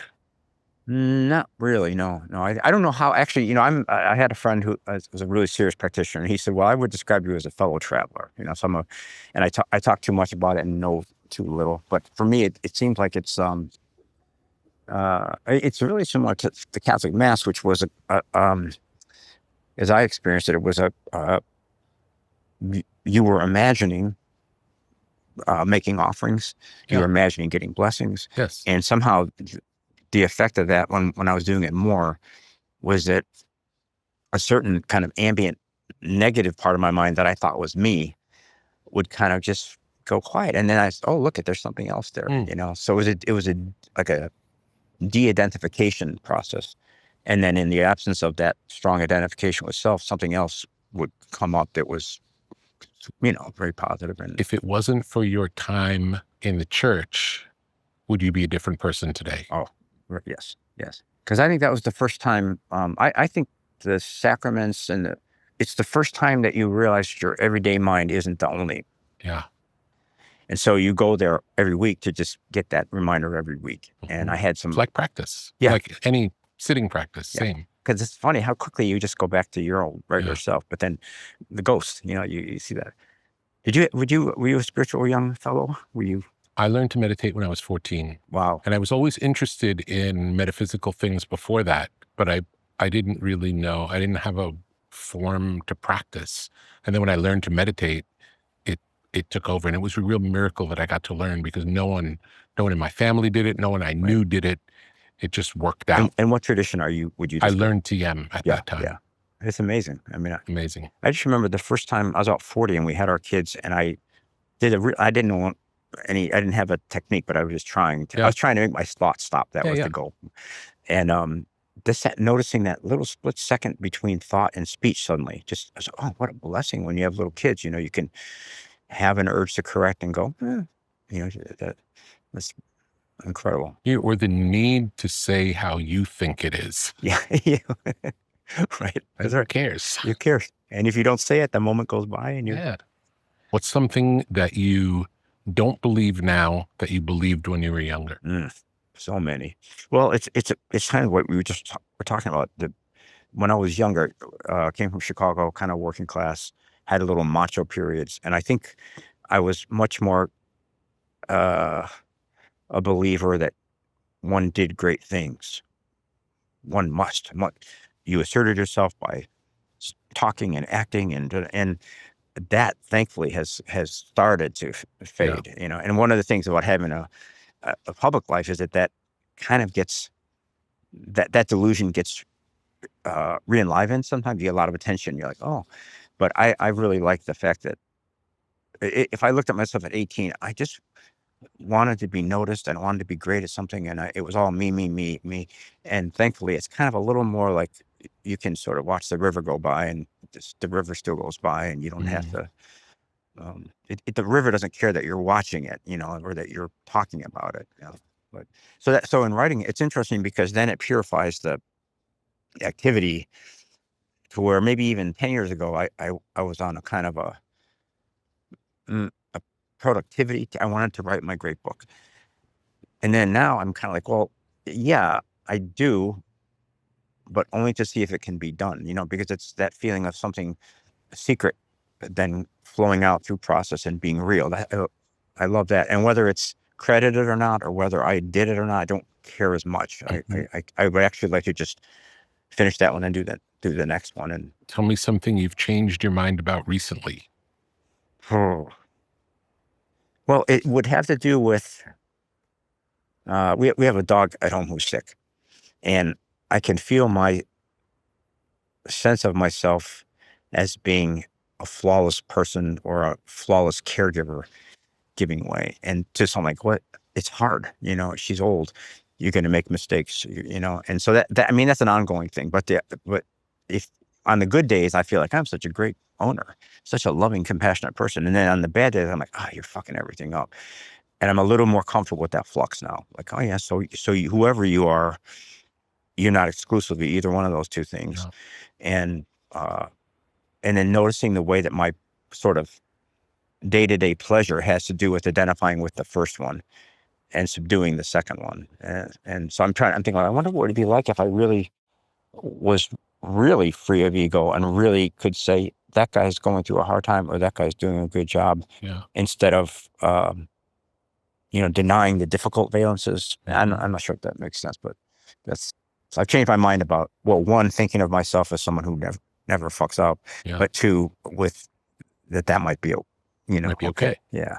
In general, would you say you're hard on yourself? Yes. Yeah. Except when I'm way too easy. But yeah, I think I'm pretty hard on myself. And would you say you're equally hard on other people, or no? It's only you. No. In fact, one of the things I sometimes will do if I get myself in a spiral is go, okay, if this was your friend, what would you say? Beautiful. But I think, my students, I talk about this, that whatever you manifest in yourself, it's not, I mean, naturally we judge it, but we can also use it. So for me, like, I'm very hard on myself, which in editing is a great blessing. Yeah. I don't know how I would do it otherwise. So in that arena, I'm going to accept it. Let me have it. Then when you get into some other area, can you be a little bit easier? You know? And actually you can, you can. Yeah. Let me ask you something. When you get up in the morning and you're thinking about work, what's motivating you now at this point in your life? Just whatever is on the schedule for that day. Yeah. I don't think past. It just. Would you describe yourself as ambitious still, or ambitious ever, or is that a word that doesn't? I want to do good things. I feel like to live up to my purpose, there's work to do. I love that. Yeah. And do you ambitious is not the word I would use, though. Right. I like that. Because ambitious somehow implies outcome. And I don't think it's ambitious would be, what am I going to do to make the outcome happen? And that's not what it is. Right. When you look at let's say a day in the studio or whatever you're doing. Yeah. What are the pleasures? What are the peak pleasures? Yeah. When nothing sounds good, and then all of a sudden it comes together. It's the most exciting feeling. And you know that when it happens. Feel it. Yeah. Everybody feels it. Yeah. Everybody feels it. Yeah. It's a very exciting feeling. It's like, it's probably the reason to continue doing it. That the feeling of nothing's happening, and then all of a sudden something's happening, that moment of spark of creation is so exciting. Yeah. Thrilling. It's like magic. Yeah. And you're having it with other people, which is beautiful. Yeah. Not always. Sometimes I could be working on an idea myself. Right. And it just comes together. Right. But most often it's with other people. I call that in the story, it's when the face comes out of the stone. It's just been some words and suddenly it's an actual power. Is there, so I keep coming back to this, but I mean, so I can answer this question, what makes music good? And I can say presence, authenticity, blah, blah. But is there a stratum of descriptors above that? Authenticity is a big part of it because when you hear it, you hear the artist's belief in what they're doing. Doesn't have to be true what they're doing. Has nothing to do with truth. It has to do with their truth. Right. If someone is spilling their guts about something you don't agree with, it's still moving. It's still moving to us. It's someone being human and sharing being human, what that feels like. Right. And it could be good or bad. Okay, so David Foster Wallace used to talk about, he said with young writers, there's some people who think if they're feeling it while they're writing it, it's good writing. And then the more advanced idea is, well, you could use that feeling, but it has to convey feeling to the reader. In other words, if I just feel like I'm I'm stoned and I'm typing, doesn't necessarily communicate to you. So if let's say that somebody's playing a guitar solo,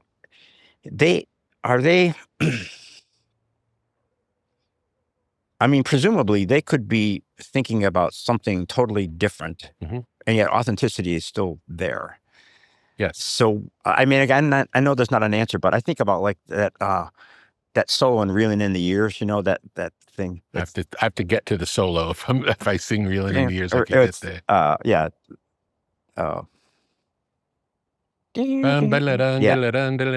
Right. Yeah. But so, I mean, the person who's playing that, theoretically, they don't even, in what way is that authentic? Well, that doesn't sound like a spontaneous moment to me. It might be, but it doesn't sound like spontaneous authenticity like a blues solo. Right.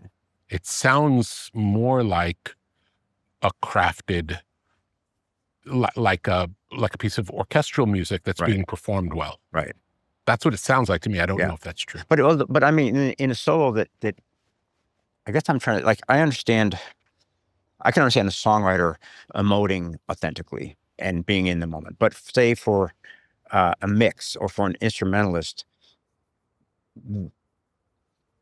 why was one solo sell and the other one doesn't? Or sell or move you? And I know it's kind of, you know when you see it, but. Yeah. I don't think it's an answerable question. That said, I now think, and this is a new thought, it might have more to do with rhythm than anything else. There was a time I would have thought, well, it could be the melody, could be the tone, could be the context.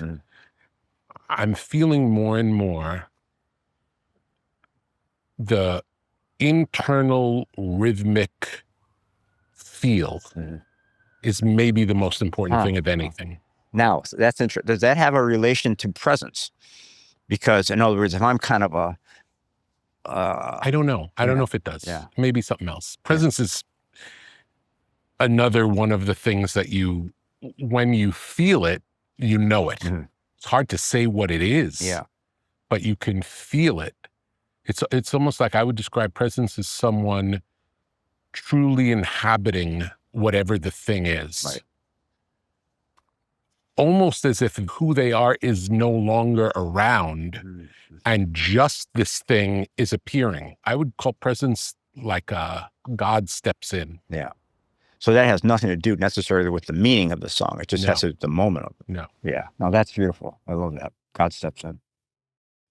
And that, like in writing terms, there is a corollary, because if I'm present, then, with that moment we talk about where the trains come in together, if I'm on the track going, no, so, even a little bit, it impacts the feeling, which I wonder if that has something to do with this rhythmic idea. Like if somebody is fully... If someone's thinking about it, it won't be good. Right. It can't be. Right. The best version is they're gone. Yeah.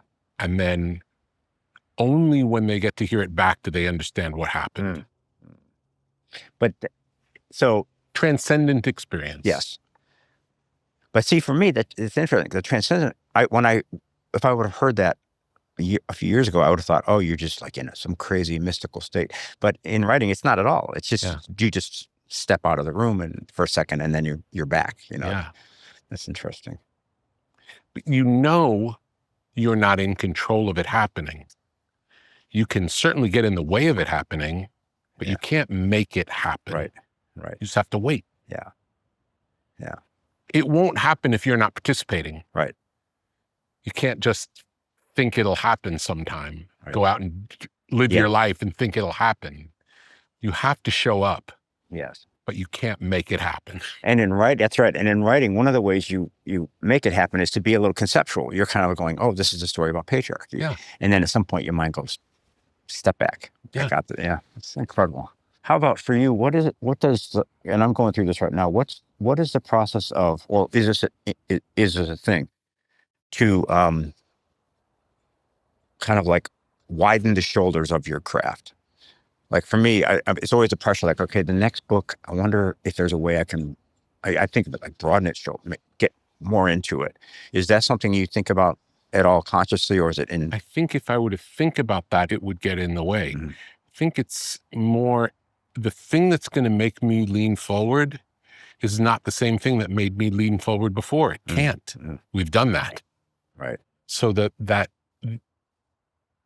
there has to be something, I want to say, novel about it, I think, or it has to be an extremely good version of something that you've experienced before. And maybe that would be okay. Yeah. Yeah. I also have a feeling sometimes if you immerse yourself in this project, what that means is you're accepting an aesthetic model for a few years. Yes. And then when you're done, you're like, God, let me away from that one. Like a kind of a slip. Maybe. Yeah. It's like, yes. And then you start writing and the very best thing that comes out is just like the last one. Right. Yeah. It's not up to you. Right.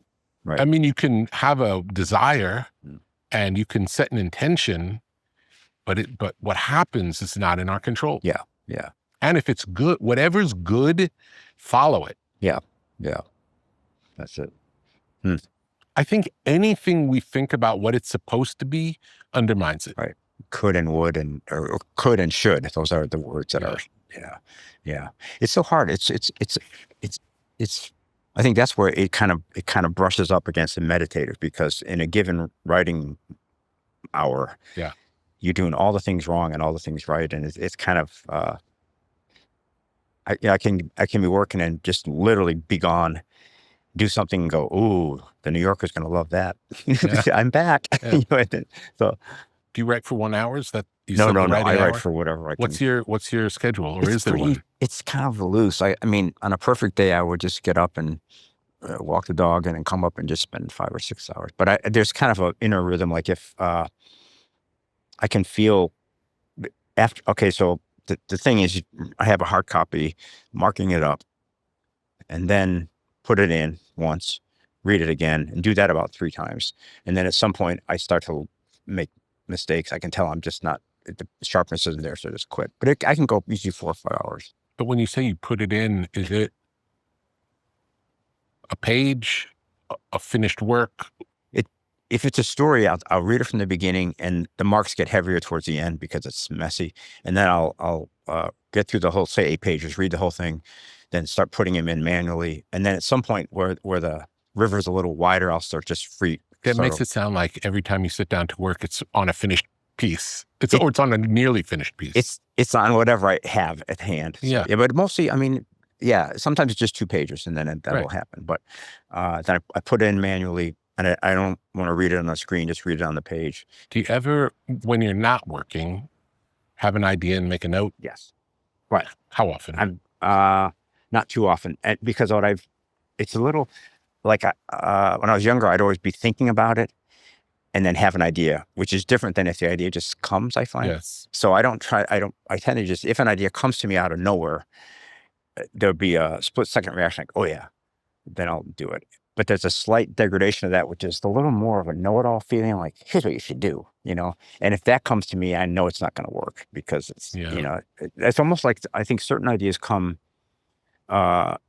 purely out of the subconscious, and they don't, then when you go to put it in, it just folds in perfectly. And others are like, put me in, and it doesn't, the surface doesn't want it in there, Yeah. So I kind of learned a little bit to be really skeptical. Same with dreams. Like, most dreams aren't stories, but Do you write your dreams? no, unless it's a good one. Yeah.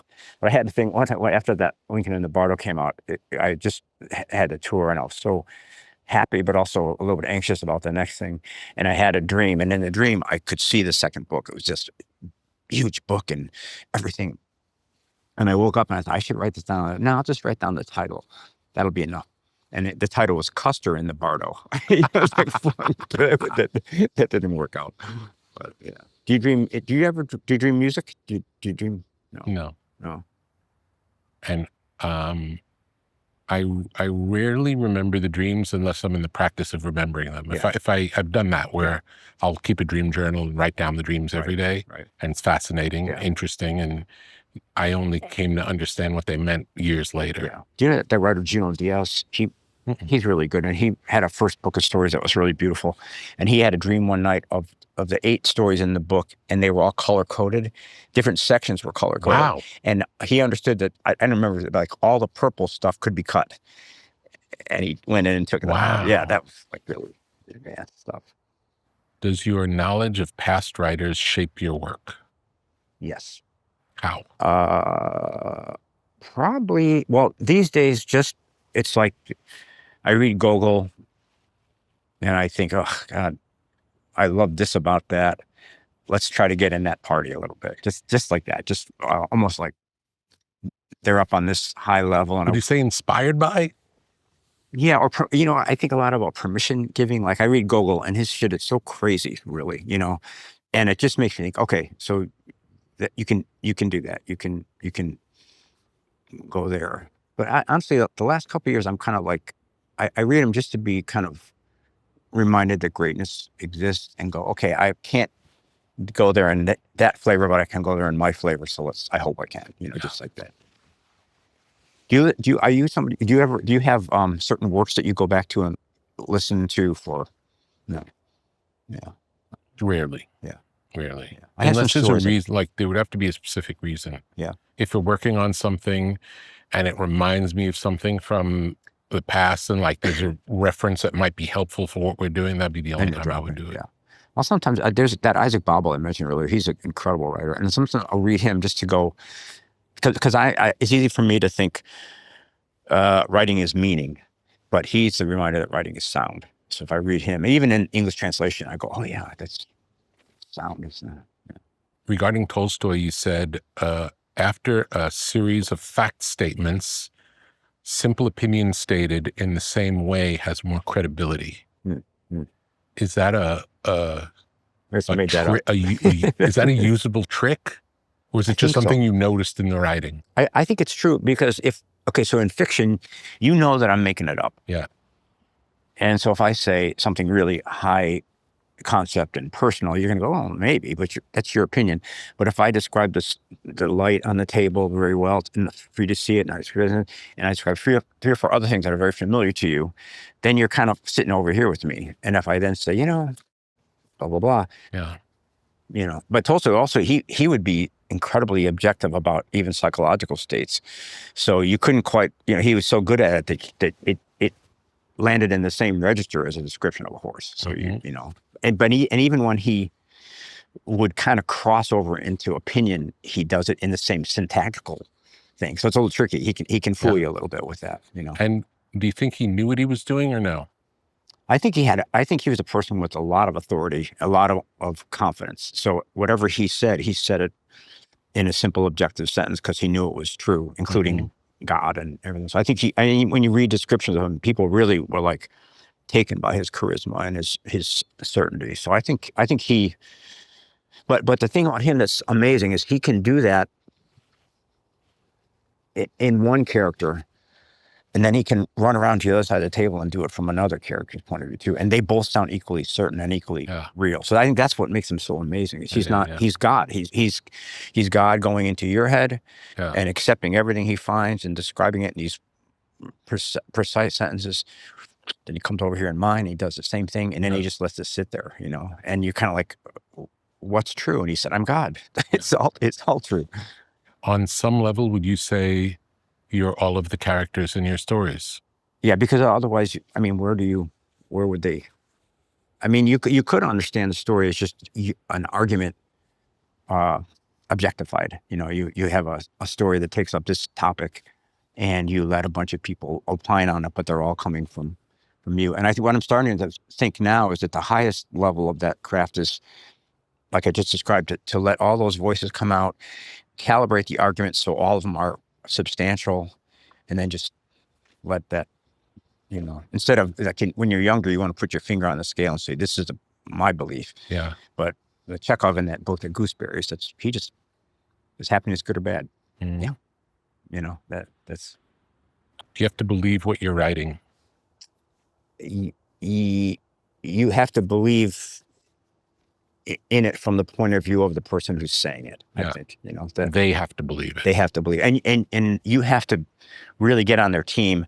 Yeah, and let them believe it and articulate it in a way that's genuine to them. And that's. It's tricky because it's stagecraft. If I'm trying to be a Trump supporter, I can get pretty far there, but then there's a little bit of mystery, and so at that point you can make some mistakes. You can make somebody more sympathetic than they should be. You can make them less sympathetic. You can give them a reason that isn't authentic. So it's tricky work, that inhabiting other people. But I think to go back to the Charlie Brown thing, if I put 6 people around the table, none of them are real. They're all emanations of me. Yeah. And what we're doing is not trying to make a catalog of real people. We're trying to get some energy going. That's. I think sometimes a story is like a board, and it controls light. So you're just adjusting the things to make the most light come off of the work of art. Yeah. What does it mean? I don't know, but that's the brightest I can make it. Like that. Have you ever written anything and come to realize it means something different than you thought it meant? That's actually the goal, I think. Or maybe to find out there are overtones that you didn't know were going to come out. And if you write something and everyone who reads it thinks it means the same thing, have you succeeded or failed? A Christmas Carol, everybody knows what that means, and they're right. So I think it can go either way. I'm in my personal thing, I'm trying to get more where there's less agreement, because my story sometimes will be, where you stand, where I stand, and it happens, and this new book I just wrote, it's interesting. It's giving off complicated light, which I was happy about. Yeah. That sounds more honest, life's complicated. It's like Chekhov said, work of art doesn't have to solve a problem; it just has to formulate it correctly. Yeah. Is there when you finish a piece, do you know where the pops are? Like if in a 6-minute piece, do you know where the reader's gonna or the listener's gonna go? Yeah.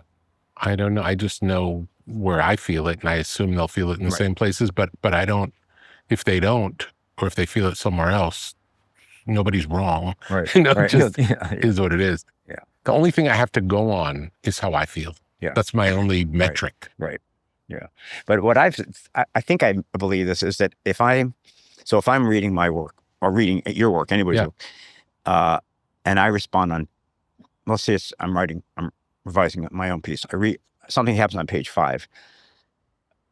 When I kind of assume that you're going to feel that too, and that's part of that communication thing. Like if my heart rose at this place, I think my imaginary reader's heart is going to rise at that place. Yeah. That's the contract. I think that I have to have that idea, but in practice, it's just watching myself. You know? Yeah. You can't know. You can't know. You can't. What do you think it was about Khalil Gibran that spoke to you when you were younger? Well, I think at that age, I had a real desire to know something that nobody else knew. Mm-hmm. And he seemed to know. He seemed to be that guy, And also, my friends wouldn't have liked him. So there's a little bit of elitism. It felt more like it was yours?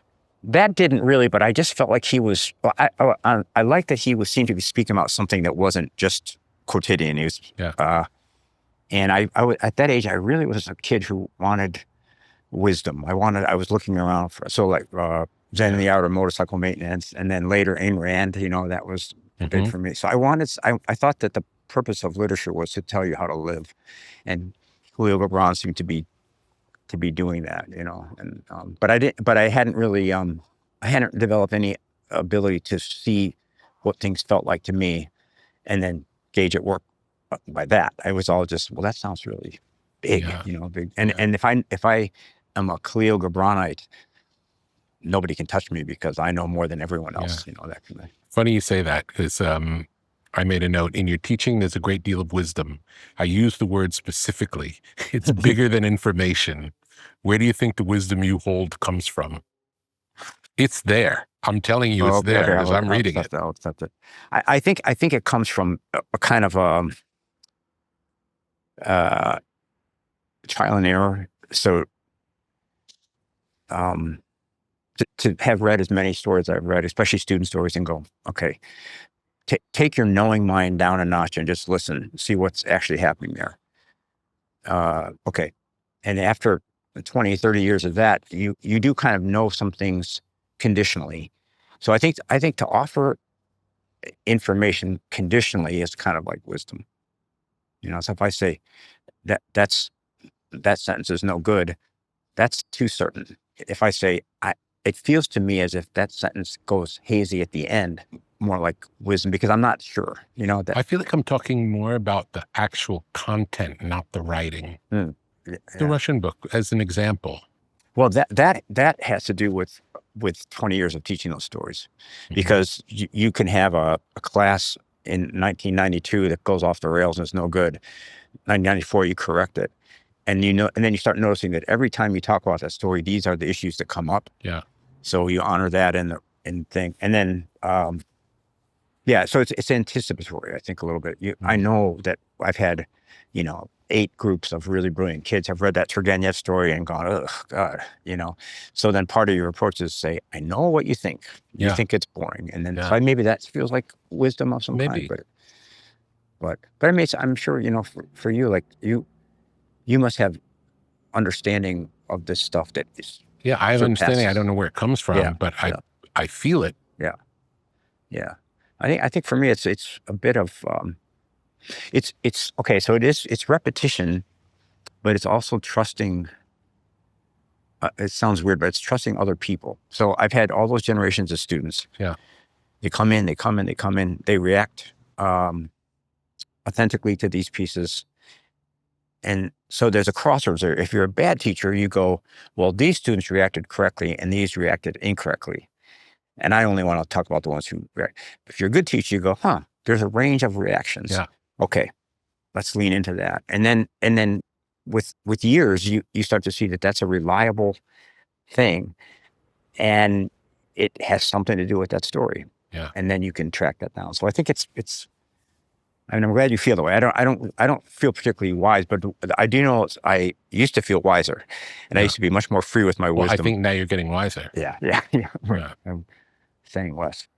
Because you get to see these really brilliant young writers year after year, would you say there's some part of it that they're mostly good at and some part of it that they're mostly not good at? Or is it always case by case? Any trends in new writers? Not that I can discern, but there's a trend in all writers. Yes. Which is we all think we don't know the secret, and we're faking it. And all our writing lives, we've been faking it better than most, but we are faking it. Because of that, we're avoiding certain things, whether it's content or voice or something. We're avoiding something. So for me, the job is to just say, the minute the student comes in, I don't say it, but I know it, you think you're not good enough. Yeah.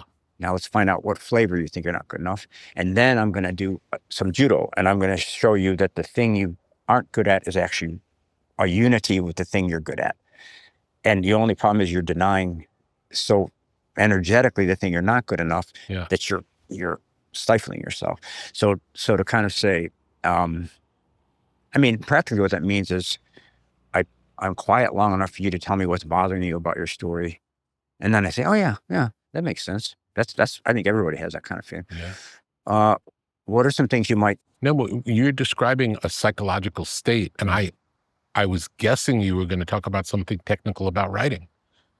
It's interesting. Is there anything not on the how they're thinking about what they're doing, but what they're actually doing? What's on the page? Yes. I mean, sometimes there's first order imitation. They're imitating somebody, you can see it. Yeah. They're avoiding, like we talked about earlier. Sometimes the story wants to go here, but for some reason, usually it's an intellectual reason. Yeah, they don't want to go forcing there. it somewhere else. Yeah. So sometimes, and also what I find with my students is sometimes they are really afraid of being corny, and so at a moment, which is actually going to be an emotional moment, they're afraid of being schmaltzy, and so they take it off into some other area. So as an older person, you can kind of go, oh, I love that moment. That was so moving.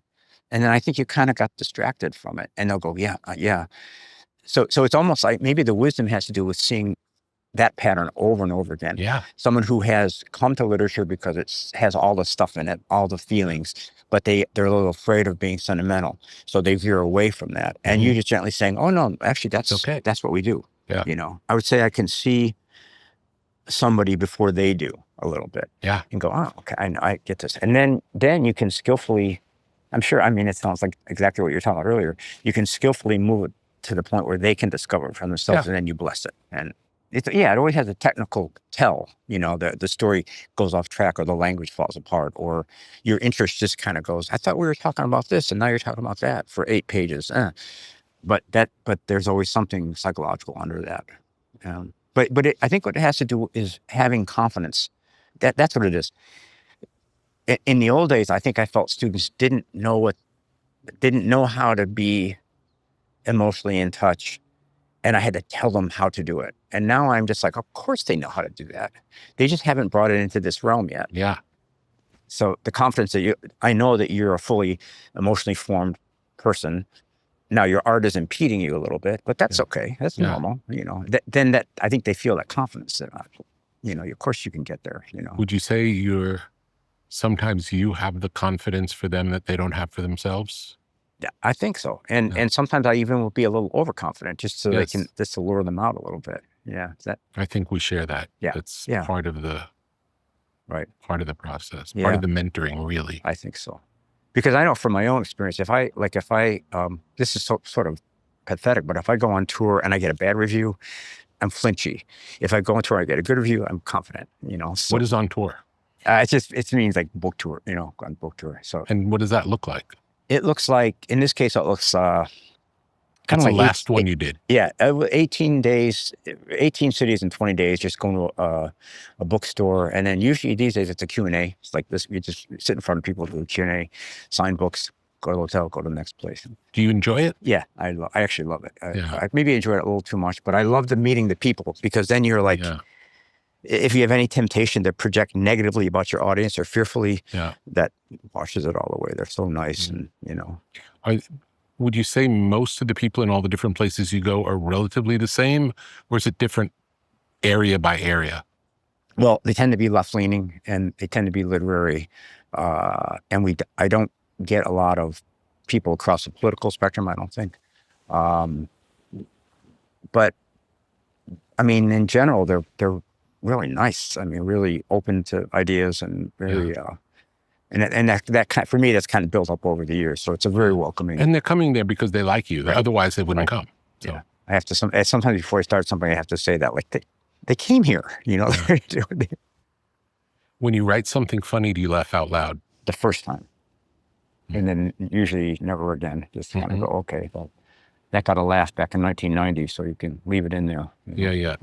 When you sit down to write, what's your expectation when you sit to write? I guess not much, actually. I mean, I think to improve something somewhere, but more I'm looking at how well I'm reading that day. Start how well you're reading. How well am I reading? Am I getting it? Am I like, if you imagine, do you equate how well you're reading it to how well you can write? Yes. In other words, if I'm reading it well, I'm correcting well. I see. Because then I'm reading it the way you'll read it. Something like, yeah. And if I'm a little out of touch with it, then it's almost like driving a little bit blind, How are speaking and writing the same, and how are they different? Well, writing is speaking over and over. I can sometimes blurt out something kind of good, but if I talk for 10 minutes, it'll just be one little thing, then come back. And so I know a lot of people think, one of the things that young writers are obsessed with is finding their voice. And I really was too. And we always think it's voice, it's whatever you blurt out. But what I love is the idea that voice is achievable by subtraction. You can have a page of mediocre writing, and by lining it out, you can make it really unique just by cutting. That's cool. Yeah. You think if you have some mediocre writing and two different people edit it, you'll get two very different things? I think if they're good editors, yeah, I think so. And might both of them be good? Sure. And in fact, I think, the really weird thing is you can be both people. Yeah. So Monday you can edit it in a certain flavor. Tuesday you come back and edit a different flavor. And my theory is that over time, that model stabilizes, and you're getting the benefit of all your people. You're self-grouchy, you're self-funny, you're self-skeptical, That's a really exciting idea. But when you're young, it's scary because it doesn't work that way. You just keep changing it. But then over time, now I can kind of like let whoever's here today come and work, and they won't hurt it. And tomorrow we'll do something else to it. And in the end, it starts to kind of lock in. How different are you from day to day? Not that different, but it's almost like around the edges. There are certain, like I'll go by a line 97 times, and the 98th time I'll find the joke. Like, oh, of course, boom. So it's almost like, I guess, like if you were in this yard looking for treasure, you just look and look and look and look and look, and most days you don't find anything, and then one day you find something. So that's where the iteration comes in. And when you're looking for treasure, is it something that's already there usually? No, it's usually, it's something that it's a reaction moment. There's a little something that I didn't see, and then you react to it. So it's the new thing that you're adding. Usually, yeah. Or just as valuable, you'll have a phrase, a 3-beat phrase, and you go, that middle section is redundant, cut it out. And then the 2-beat phrase is much better. And the third is implied. You didn't have to say it. That can be even, and then that can sometimes teach you the voice of the whole piece. Once you find one line that sounds the right way, then you're like, oh, okay, the rest of you guys have to respond to this in some way. Is there anything that can't be put into words? Sure, everything. So then what do? You just try it's just, that's to me, it's a fun game we're playing together. Yeah. I can't put everything in words that's important. I know I can't. Well, let me try, and then we get a sort of a simulation of that, right? Yeah. It must be. I would imagine it's an album, right? It's an attempt to say a bunch of stuff, but you don't. You never quite. You never know. Get there, yeah. Tell me about causation in fiction. I believe in it. It's just. How does it work? I think it works. I think it's another fancy word, and what it really means is when I read you 4 lines, it changes your location, and now you're ready to receive something, and I'm alertly looking at you to see where I put you, and then I do the next thing. That's causation. So, and on a larger scale, if the first section of a story is, Jerry had been in love for 50 years and never doubted his love, you're like, all right. Now what? Something has to respond to that. So causality really is just the parts of the story being in alert communication with each other. Yeah. That this part of I almost said song, but this part of the story has done something. It's clarified itself, and it's doing something to you as a reader, and as a writer, I can't make the next section as if this hadn't happened. But as we said earlier, that can be quite complicated, but it has to take it into account in some way. So, it's just narrative alertness, I think. Does a writer need to have something to say? Everyone does, I think. But also it's not, I think a story isn't what you say, it's how you say it. Mm-hmm. So if you have a method of saying something, that's it. So I think everyone has something to say, but I wouldn't want to hear it. I don't want to hear what I have to say, because I hear that every day.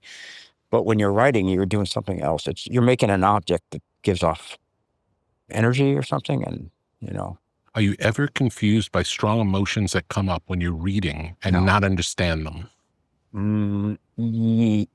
Yes, but not in a troubling way. Just I just taught a story called A Fabulous Animal by this writer, Samantha Schweblin, and it's so good. And I got to the end and I couldn't have said what I was feeling except a kind of gratitude, like, wow, you picked me up and lifted me and you never let me down until the very end. And then the analyzing is to go back and go, all right, why? Okay.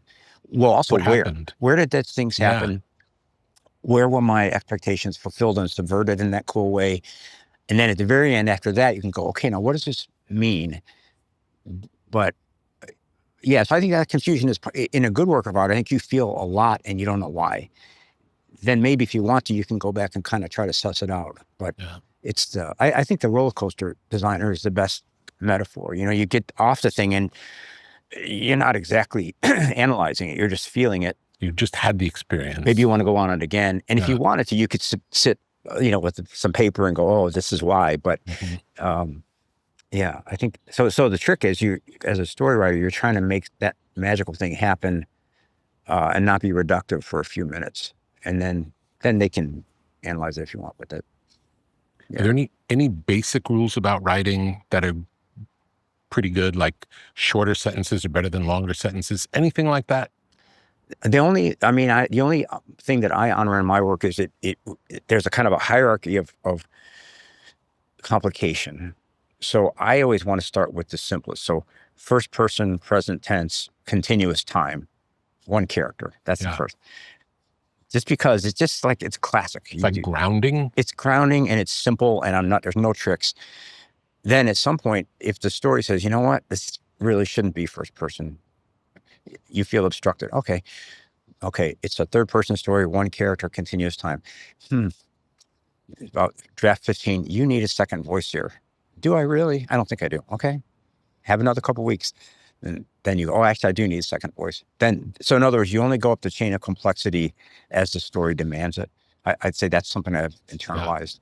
I don't like slop. Like if somebody is making a mistake and they don't know it, I don't like that so much, and just in syntax and stuff. But other than that, I think it's, since the story is mostly language responding to language, you can do anything. I had a kid one time, one of my students, he was analyzing the Metamorphosis by Kafka, and his essay, the first sentence was, upon perusing this work of literature, I felt myself at a distinct tilt.